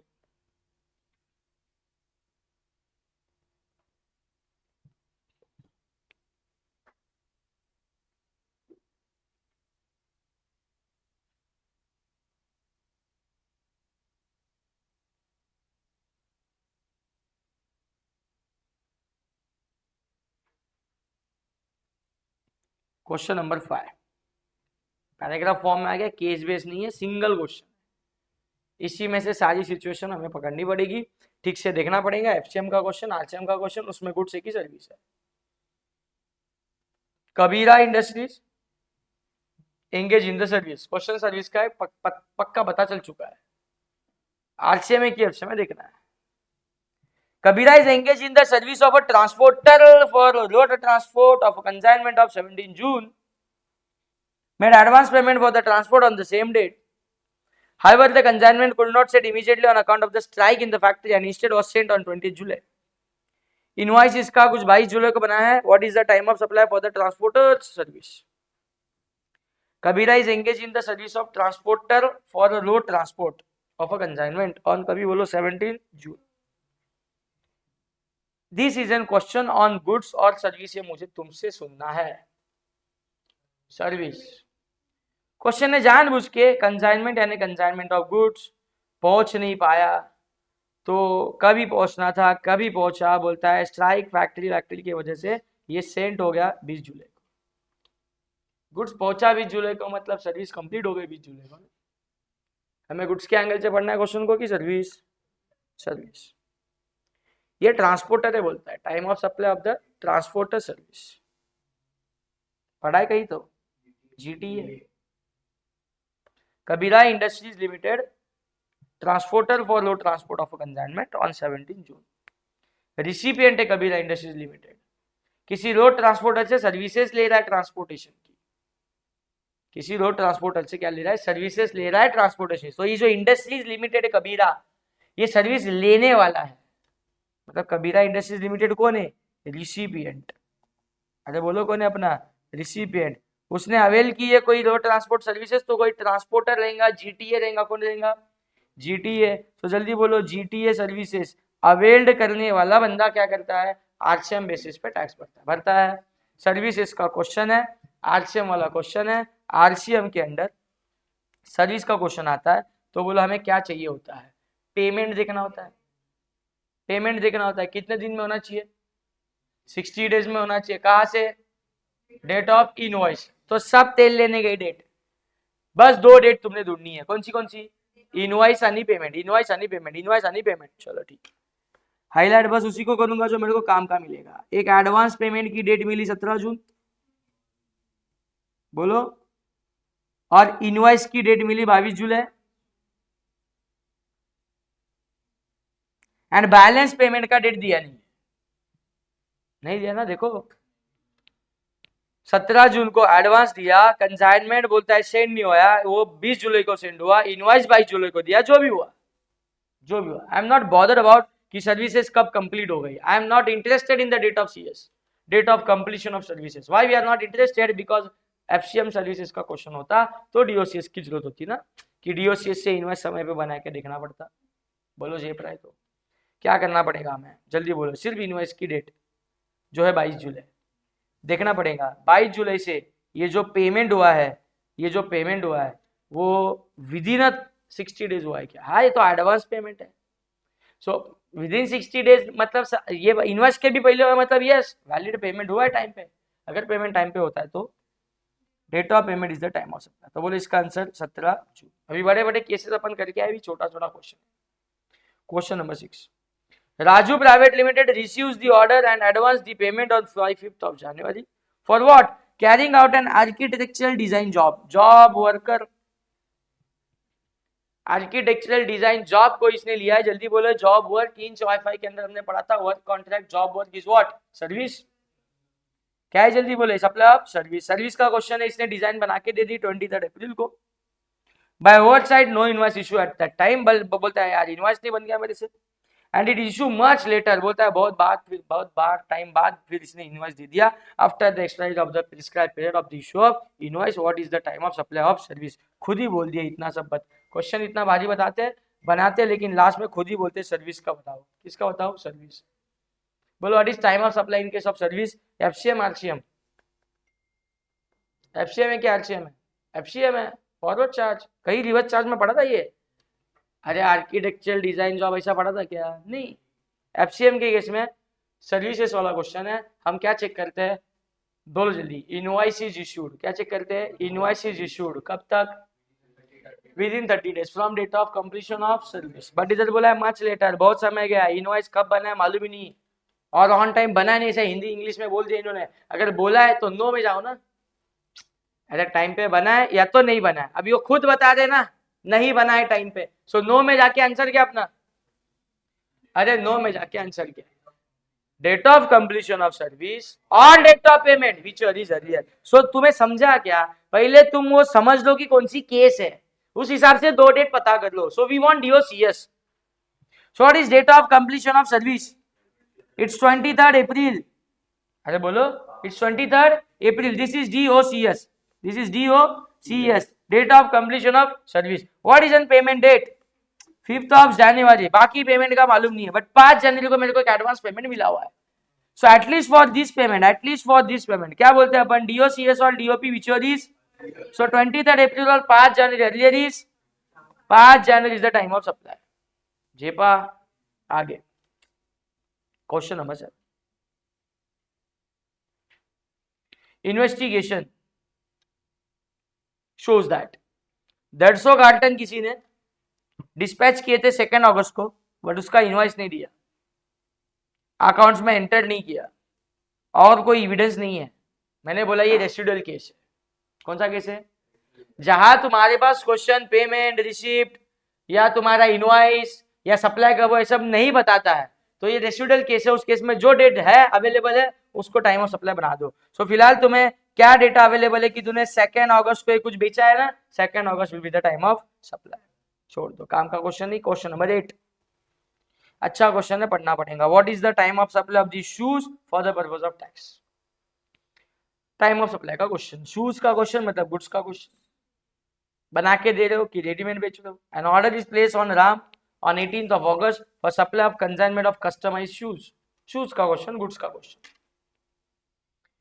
Goods का क्वेश्चन है, ये कहीं आज से में लिखा हुआ नहीं है. बोलो जल्दी. फॉरवर्ड चार्ज मैकेनिज्म के हिसाब से गुड्स के क्वेश्चन में यानी सबसे पहला चार्ट अपना लगाना है. हम क्या देखते थे? Check whether invoice is issued, कभी ऑन और before but not later than date of removal, delivery, statement, approval. Approval तो जगह पे चला गया. कहा है अप्रूवल के लिए भेज रहा है? शूज बेच रहा है. शूज शूज की डिलीवरी देनी जरूरत है. तेरे जूते मतलब पैरों में पहना के लेस वेस बांध के जरूर नहीं ना, दुकान से उठा के ले जाता ना, मतलब इसकी डिलीवरी मैटर करती नहीं है. इसका क्या मैटर करता है? रिमूवल. सो मुझे देखना है कि बेचने वाले ने अपने दुकान से कब माल बाहर निकाला है. That is the date of removal. So an order on Ram and company on 18 August and Ram and company. अच्छा ऑर्डर कब किए? तेल लेने गया. ऑर्डर का डेट का कोई रिलेवेंस नहीं है कि मेरे को कब ऑर्डर आना, मतलब फोन आना. समझो ना, वो फोन आया कि मेरे को ऑर्डर चाहिए. हाँ ठीक है, पैसा भेज देना, ऑर्डर भेज दूंगा. या कब चाहिए उस हिसाब से माल इधर से भेज दूंगा. तो जब ऑर्डर आई तब माल गया क्या? नहीं, माल तो तभी जाएगा ना जब मैं रिमूव करेगा अपने गोडाउन से निकालूंगा. वो मेरे को बोला 10 दिन बाद चाहिए, तो आज माल बाहर निकाल के रखू, 10 दिन बाद ही निकाल दूंगा ना, ऐसा. सो ऑन ऑर्डर की date irrelevant. Ram and company gets the consignment ready. Ram and company gets the consignment ready and informs the customer and issues the invoice on 2 December. Consignment ready हो चुका है, कस्टमर को इन्फॉर्म कर दिया है, मतलब हम बेचने के लिए तैयार है बॉक्स पैक करके. और बोलो इनवॉइस भी कब का बना दिया? 2 दिसंबर को. सब एक तारीख, एक ही दिन पे सब कुछ हो गया. कंसाइनमेंट रेडी है, माल बेचने के लिए तैयार है, इनवॉइस के साथ तैयार है. 2 दिसंबर का इनवॉइस है. कस्टमर ने आके कंसाइनमेंट को कलेक्ट किया, बोलो कभी 7 दिसंबर को. तो 7 दिसंबर को कलेक्ट किया, इसका मतलब रिमूवल हुआ 7 दिसंबर को. मैं क्या बोला था? मूवमेंट ऑफ गुड्स के केस में तू आता है मेरी दुकान पे काउंटर पे और माल उठा के ले जाता. So when remove the goods from my godown 7 दिसंबर, तूने मेरा पेमेंट भी कर दिया. छोड़ना यार, पेमेंट कब किया? नेक्स्ट डे में आया हूं, सब तेल लेने गया. गुड्स का क्वेश्चन है, पेमेंट की डेट मैटर करती नहीं है. सो क्या डेट मैटर करती है? वो डेट ढूंढ लो एक बार वापस ढूंढ लो.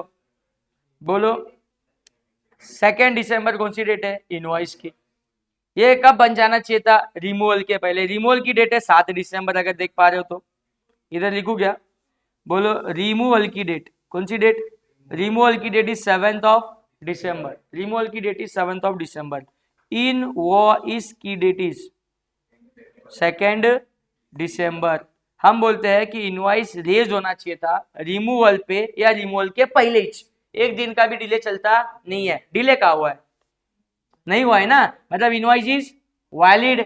यस वाले एरो में जाना पड़ेगा. कहा जाना पड़ेगा? Yes. Yes invoice is valid. तो answer is date of invoice.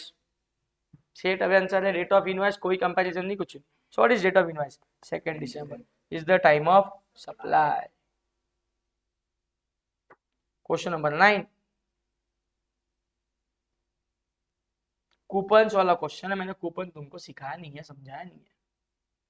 Coupons यानी एक वाउचर वाला सीन है.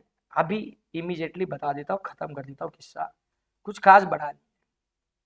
वाउचर्स के केस में क्या होता है ना, वी हैव टू डिटरमाइन कि जब वाउचर का क्वेश्चन आएगा तो that voucher is identifiable voucher और that voucher is non identifiable. क्या देखना पड़ेगा? वाउचर इज आइडेंटिफाइबल और नॉट. तो बोलेगा ये क्या होता है? क्या एक एक जिंदगी में बढ़ा रहा है तू? आइडेंटिफाइबल वाउचर क्या है, नॉन आइडेंटिफाइबल वाउचर क्या है?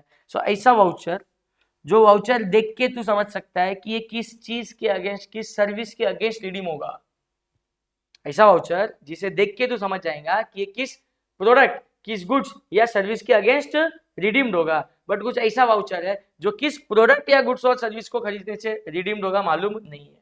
जैसे कि मैं नॉन आइडेंटिफाइबल वाउचर को बोलता हूं, तुम्हारे पास समझो बिग बाजार का वाउचर है, डी मार्ट का वाउचर है, 1000 रुपीज के शॉपिंग पे,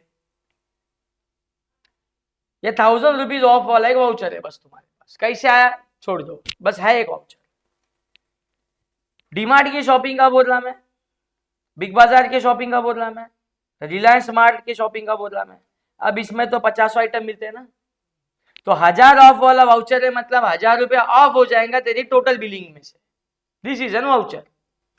सो गया तू 4-5 हजार का बिल बना, 1000 रुपया ऑफ करके बाकी का पेमेंट करके आया, या एग्जैक्टली 1000 का बिल किया, 1000 ऑफ पॉकेट में लेके बाहर, done, that is also allowed. समझने के लिए क्या जाता है, 1000 रुपया ऑफ है, 1000 रुपया ऑफ वाला वाउचर है। मुझे बता तू क्या लेके आया अंदर जाके, बाहर क्या लेके, क्या मालूम, जो हाथ लगा अच्छा लगा उठा के लेके आया, बिकॉज 50 आइटम मिलते हैं।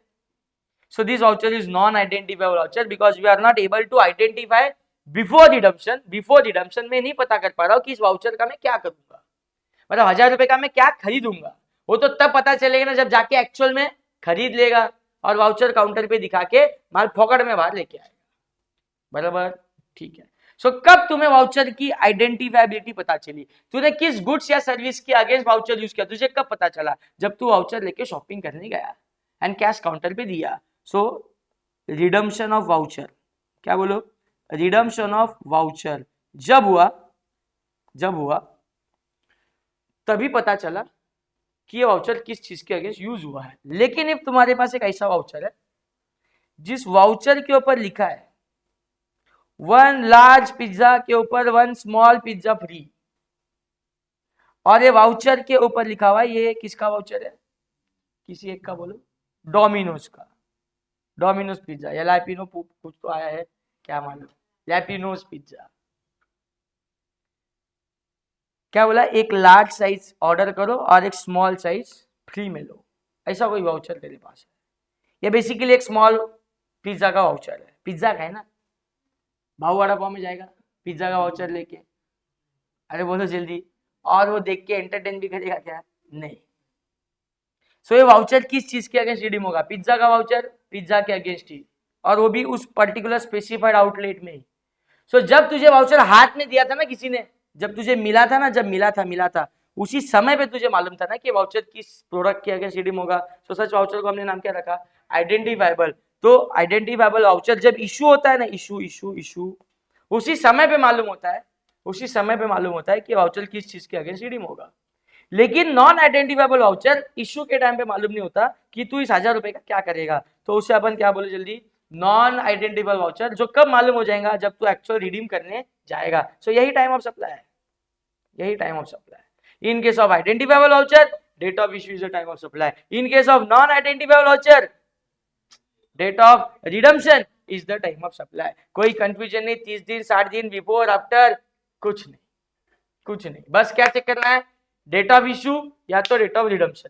डेट ऑफ इशू कभी identifiable voucher, date of redemption कभी लॉजिकल भी है। तेरे पास वाउचर ही नॉन आइडेंटिफाइबल वाला है तो मतलब मालूम ही नहीं ना कि तू किस चीज के अगेंस्ट इसको यूज करने वाला है। तो पढ़ते हैं अभी इस क्वेश्चन को कि क्या है इधर। एक meal coupon are sold to a company on 9th of August for being distributed to the employees of the said company. Coupons are valid for 6 months and can be used against the purchase of food items. Food items बोल दिया, broad category हो गई है। Employees use them in a various store भी बोल दिया, for purchase of various edible item, various 6 महीने के अंदर वाउचर को रिडीम कर सकता है। जल्दी बोलो, आइडेंटिफाइबल है कि नॉन आइडेंटिफाइबल, नॉन आइडेंटिफाइबल है। कौन सा स्पेसिफिक फूड आइटम मालूम है, कौन से शॉप से जाके खरीदेगा, नहीं मालूम, बस है एम्प्लॉय के पास अपने एक फूड आइटम का वाउचर, जाके कौन सा भी आइटम का कुछ अमाउंट रुपीज ऑफ होता रहेगा। बोले इस वाउचर को, इस क्वेश्चन से हमने क्या आइडेंटिफाई किया, नॉन आइडेंटिफाइबल वाउचर के केस में कोई डेट ही नहीं क्वेश्चन ने दी, तो तुझे थ्योरी मालूम होनी चाहिए, तुझे वर्ड्स ही मालूम होनी चाहिए। So this words to be written down in the solution कि this kind of voucher is called as non identifiable voucher, and in case of non identifiable voucher time of supply is date of redemption of the voucher, date of redemption of the voucher, that's it, theory में answer लिख के आना। सो बोलो this is question number 9। आगे question है अपने पास और भी।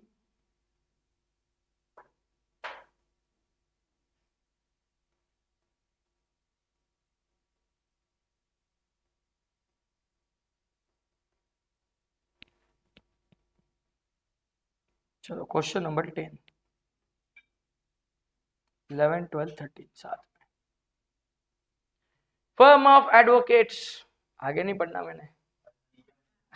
आरसीएम, एफसीएम आरसीएम की पड़ी हुई लिस्ट कुछ इस तरीके से काम आएगी, चैप्टर खत्म होने के बाद काम आएगी, मालूम नहीं था। Firm of advocates, issue invoice. एक और बात बोलो पॉजिटिविटी के साथ, टाइम ऑफ सप्लाई निकालने बोला है फॉर लीगल सर्विसेज, मतलब सप्लाई रहेगा ना वो, तभी तो टाइम ऑफ सप्लाई निकाल। एडवोकेट अगर पर्सनल लेवल पे सर्विसेज दे रहा है, इंडिविजुअल को दे रहा है, तो आरसीएम अप्लाई नहीं होता, वो सप्लाई नहीं है। लेकिन बिजनेस एंटिटी को दे रहे तो वो सप्लाई है और आरसीएम एप्लीकेबल है। एडवोकेट टैक्स नहीं भरेगा, हम भरेंगे, हम कौन, एबीसी। सो क्वेश्चन की फर्स्ट लाइन इनफ है ये समझने के लिए कि question is on RCM and RCM में services.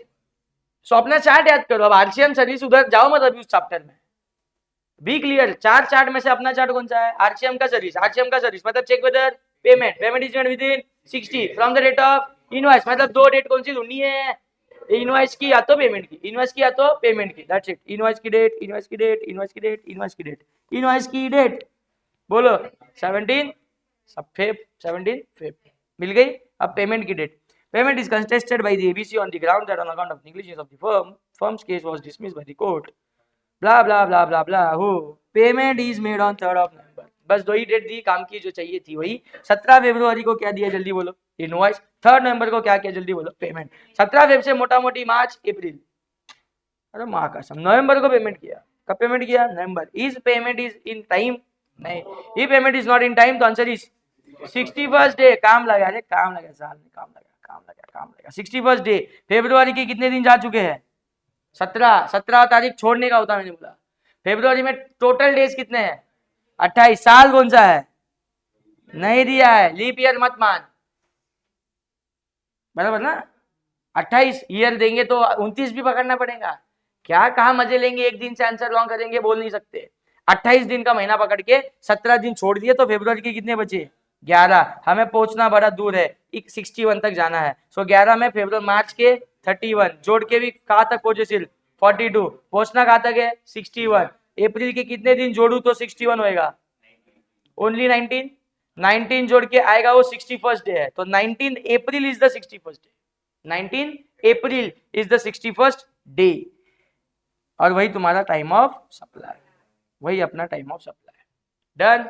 Next, modern securities limited companies provide service of testing of electronic devices. Modern security company provide services of testing of electronic devices, ठीक है। In one case, it tested a batch of devices on 4th and 5th September, but could not raise the invoice till 19th of November because of some disputes about the condition of the devices on return.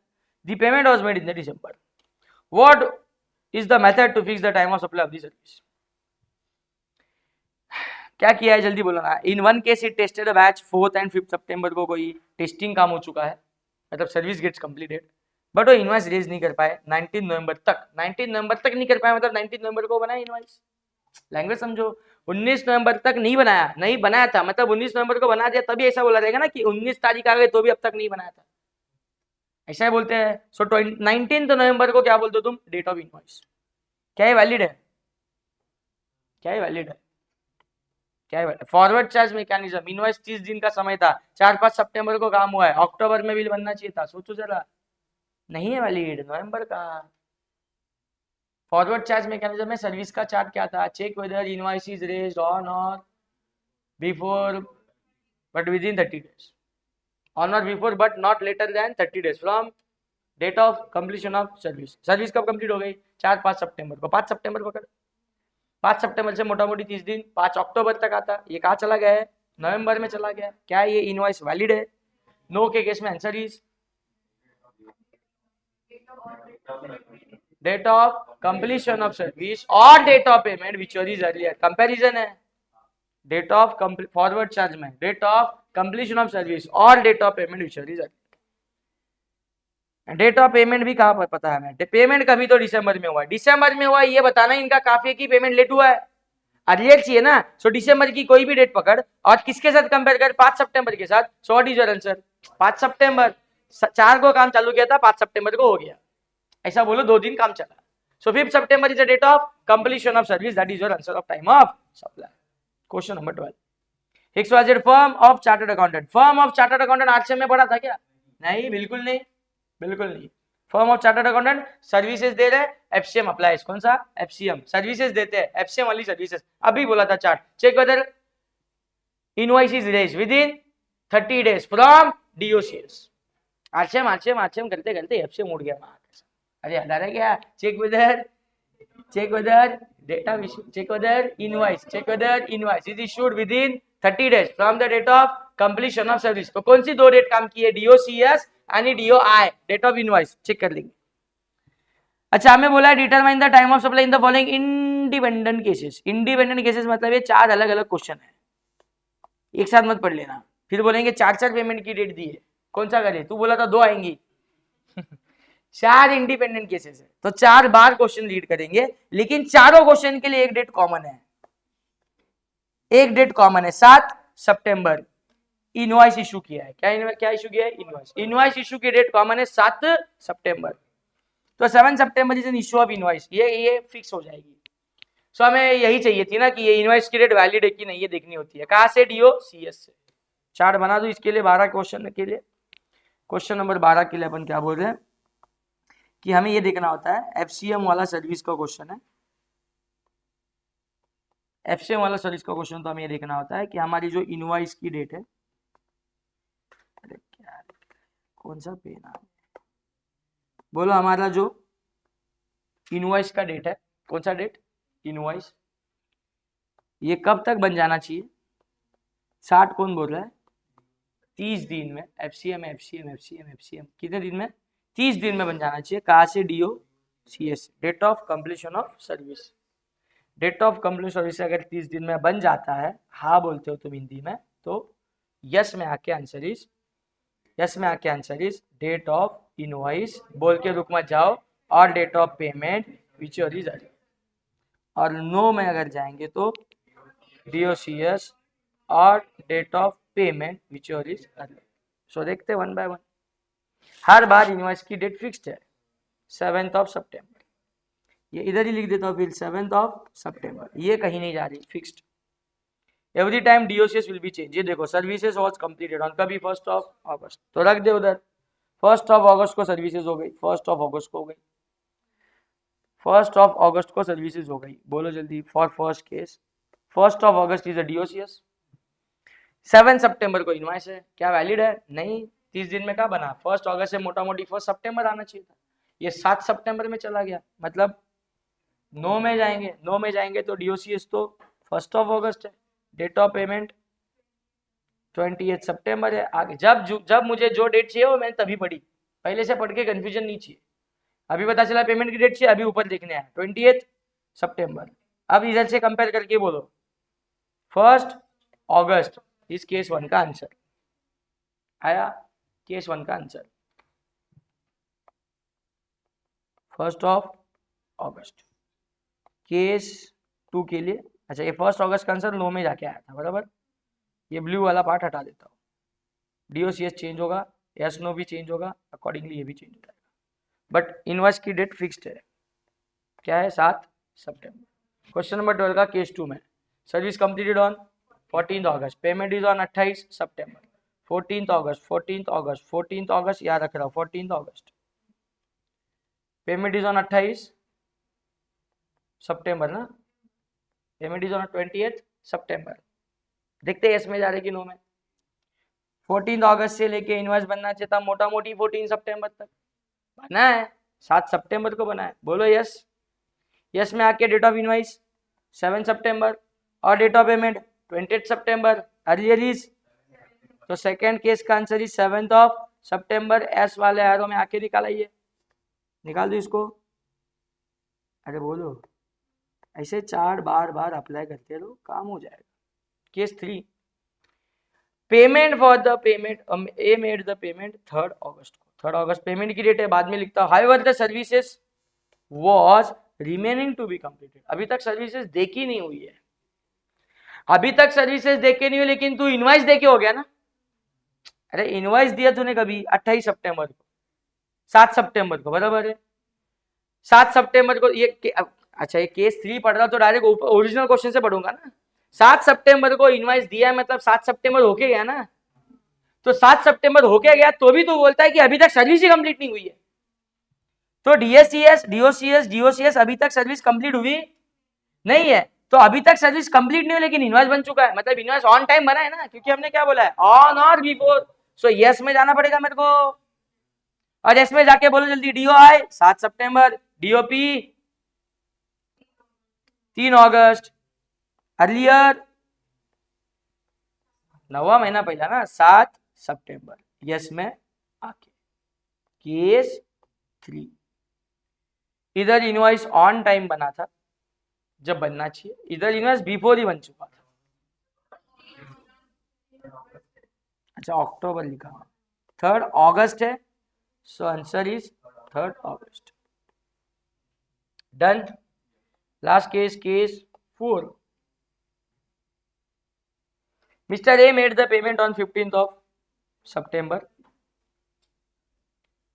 Mr. A made the payment on 15th of September. However, the provision remaining to same question है, services अभी भी देनी बाकी है, लेकिन 7 सितंबर को तूने क्या बना दिए बिल, सो वैलिड है कि नहीं है, ये चलता है ऐसा, सर्विस कंप्लीट होने के पहले बिल बनाओ तो भी चलता। 7 सितंबर इज वैलिड इनवॉइस का डेट, यस है तो यस में जाके बोलो 7 September 15 September, which is 7 September 15 September, which is earlier, answer is 7 September. 7 September valid invoice था, समझ रहे हो। तो यही चार्ट बार बार अप्लाई किया एंड आंसर तुम्हारे सामने। क्वेश्चन नंबर 12 खत्म। 13 messrs Pranav associate partnership firm करती क्या है, रिकवरी एजेंट सर्विसेज देती है, तो किसी न्यूट्रॉन क्रेडिट्स लिमिटेड एनबीएफसी को देती है। बस इतना पढ़ना काफी है तुम्हें ये पता करने के लिए कि क्वेश्चन सर्विसेज का है और सर्विसेज अंडर आरसीएम का है। तो जब आरसीएम में सर्विसेज का क्वेश्चन आता है तो हम देखते हैं कि पेमेंट 60 दिन के अंदर हुआ है क्या, पेमेंट 60 दिन के अंदर हुआ है क्या, कहां से, डेट ऑफ इनवॉइस से। फिर वहां से अपन बातें करते हुआ है नहीं हुआ है, हुआ है तो डेट ऑफ पेमेंट, नहीं हुआ है तो 61st डे, बस इतना ज्यादा। Okay so date of invoice ढूंढ लो। सर्विसेज दे दी है 15 जनवरी को, काम का नहीं है डेट। इनवॉइस दे दिया 7 फरवरी को, ये काम का है। सर्विस कब कंप्लीट हो गई, काम की नहीं है, क्योंकि आरसीएम का क्वेश्चन है। अरे डीओसीएस कब लगता था, एफसीएम में लगता था 7 फरवरी, इनवॉइस की डेट लिख देता हूं, इधर लिख देता हूं 7 फरवरी।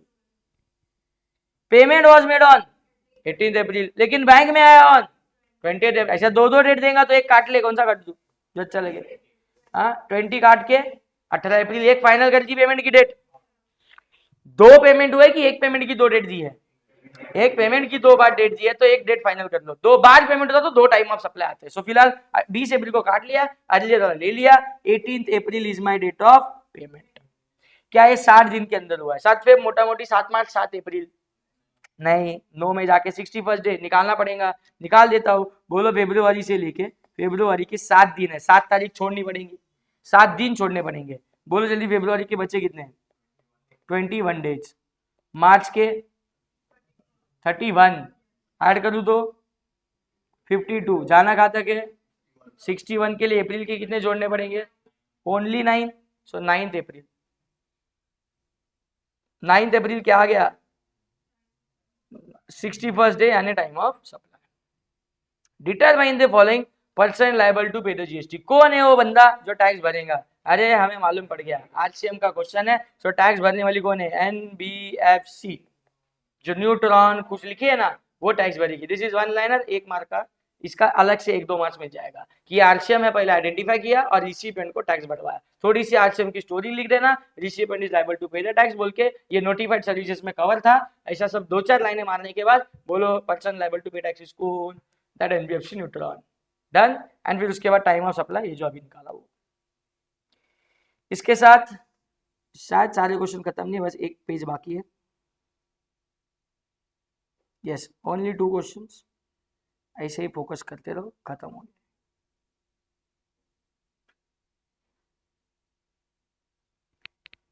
ओके, डिलेड पेमेंट का कुछ बात चल रहा है, रेसिडुअल केस है, पढ़ लो। एक्स ने सप्लाई किया goods 50,000 to its customer miss Diana on 1st January on the condition that payment will be made within a week. However, Diana made the payment for the said good on 2nd Feb and thus paid the interest amounting to 2,000. हमें determine करना है time of supply with respect to the addition in the value by way of interest for interest. मतलब हमें time of supply interest का पूछा है, किसका पूछा है? इंटरेस्ट। तो तुमको बताता हूँ, in case of interest late fee penalty charge कर सकता है ना सप्लायर। सप्लायर ने गुड्स बेचा, पैसा टाइम पे नहीं आया, तो ही can charge interest late fee penalty. हम सेक्शन 15 भी सीख के आए, क्वेश्चन भी करके आए, उसमें याद करो interest late fee penalty add करते थे। ऐड करते समय पेड वाली अमाउंट ऐड करते थे क्या तुम? चार्ज वाली अमाउंट निकाल देते थे तुम? अरे बोलो जल्दी। और वो काम तुम बार बार करते थे, हर जगह करते थे, हर बार करते थे कि इंटरेस्ट लेट फीस पेनल्टी के टाइम पे करते थे? सिर्फ इंटरेस्ट लेट फीस पेनल्टी के टाइम करने का अब लॉजिक खुलेगा अच्छे से, क्योंकि इंटरेस्ट लेट फीस पेनल्टी का टाइम ऑफ सप्लाई होता है एक्चुअल पेमेंट की डेट। सो बाकी केस में टाइम ऑफ सप्लाई आगे पीछे की डेट आ रही है ना, 31st, 61st, actual payment, invoice आगे पीछे जा रहा है। लेकिन इंटरेस्ट लेट फीस पेनल्टी का टाइम ऑफ सप्लाई वही दिन होता है जिस दिन तुम पेमेंट करने आते। So when I charge interest and question बोलता था इंटरेस्ट पेड, उसी मोमेंट पे time of supply chapter gets attracted and उसी मोमेंट पे मेरे क्या लेना चाहिए? जीएसटी। इसके लिए मैं टाइम सेक्शन 15 चैप्टर के अंदर इंटरेस्ट को लिखते समय पेड की अमाउंट को ना लिख के अपन उसको जीएसटी हटा के चार्ज वाले अमाउंट लिखा करते थे, because as per time of supply मान लेते थे कि इंटरेस्ट पेड के अंदर जीएसटी इंक्लूड है। खुल रहा है लॉजिक? अब बोलो ना मुझे, यहाँ पे इंटरेस्ट का पेमेंट कब हुआ, दैट्स इट, उतना ढूंढना है तुम्हें, बाकी सब छोड़ दो। Original payment, original consideration ignore मारो। हमें टाइम ऑफ सप्लाई सिर्फ एडिशनल पेमेंट का पूछा है, इंटरेस्ट का पूछा है। When you make the payment of interest 2nd February, Diana made the payment for the said good on 2nd February and the paid interest as well. So बोलो जल्दी, interest का payment कब हुआ? 2nd Feb को, तो 2nd Feb भी तुम्हारा क्या बन जाएगा? Time of supply. ये भी मैंने भेजे हुए पीडीएफ में है लिखा हुआ, अगर तुम देखोगे तो। एफसीएम के चार्ट, आरसीएम के चार्ट के बाद एक छोटा सा लाइन रहेगा, इंटरेस्ट लेट फीस पेनल्टी, उस केस में time of supply date of payment. कोई यस नहीं, कोई नो नहीं, कोई कंफ्यूजन नहीं, कोई कंपैरिजन नहीं, स्ट्रेट अवे आंसर। बोलो क्या है? इंटरेस्ट लेट फीस पेनल्टी के टाइम पे time of supply date of actual payment, date of actual payment. और एक छोटा सा चार्ट है वाउचर वाला, जिसमें अभी मैंने बना के बताया identifiable and non identifiable. Identifiable तो date of issue of voucher, non identifiable तो date of redemption of voucher. कोई कंपैरिजन नहीं, कोई यस नो नहीं, कुछ नहीं। नीचे की 2 चीजें बहुत बेसिक थी। And question number 15 at last finally जी जान लगा दो, टाइम ऑफ सप्लाई निकाल के बताना है, गुड्स का बताना है, देखने पड़ेगा। एफसीएम है, आरसीएम है, मंच एंड वंश ट्रेडिंग कंपनी, एक रजिस्टर्ड सप्लायर, पे जीएसटी करते हैं अंडर फॉरवर्ड चार्ज, खुद ही बता दिए। सबसे पहला चार्ट जिंदगी में सीखा हुआ, under forward charge mechanism, goods का क्वेश्चन। क्या चेक करते थे? बोलो जल्दी। रिमूवल, डिलीवरी, स्टेटमेंट, ऐसा कौन सा भी चीज हो सकता है। सो इधर कुछ नहीं बोला है, सो डायरेक्टली बोल दिया goods well supplied on 3rd October। सो इस गुड्स के सप्लाई की डेट से, गुड्स की सप्लाइड, कॉमन वर्ड यूज किया सप्लाई, कॉमन वर्ड यूज किया सप्लाइड, मतलब इसे तुम क्या बोल सकते हो? रिमूवल बोलो, इसे तुम क्या बोल सकते हो? अरे डिलीवरी बोलो। ये वो डेट है जिस दिन पे, या उसके पहले क्या बनना चाहिए था? इनवॉइस। सो ये डेट थी तुमको 3rd October। चेक करो क्वेश्चन में इनवॉइस का भी इशू है। अरे एक दिन का भी डिले चलता था क्या? नहीं बोलते हो, मतलब इंग्लिश में नो बोलते हो। सो नो वाले एरो में हमने क्या आंसर लिखा था? That respective date is the time of supply. मतलब what is time of supply in this case? 3rd October, क्योंकि इनवॉइस 2 दिन लेट बना है। इनवॉइस 3 तारीख को ही बनना चाहिए था, या उसके पहले बनना चाहिए था, तुमने बना दिया ही लेट। लेट बना दोगे तो यही तारीख को हम समझ लेंगे कि इनवॉइस बना रहेगा, और यही तारीख को टाइम ऑफ सप्लाई बना देंगे। सो 3rd October is your answer. Payment की डेट गुड्स के क्वेश्चन में मैटर करती नहीं है। So that is all about time of supply के क्वेश्चंस। ठीक है।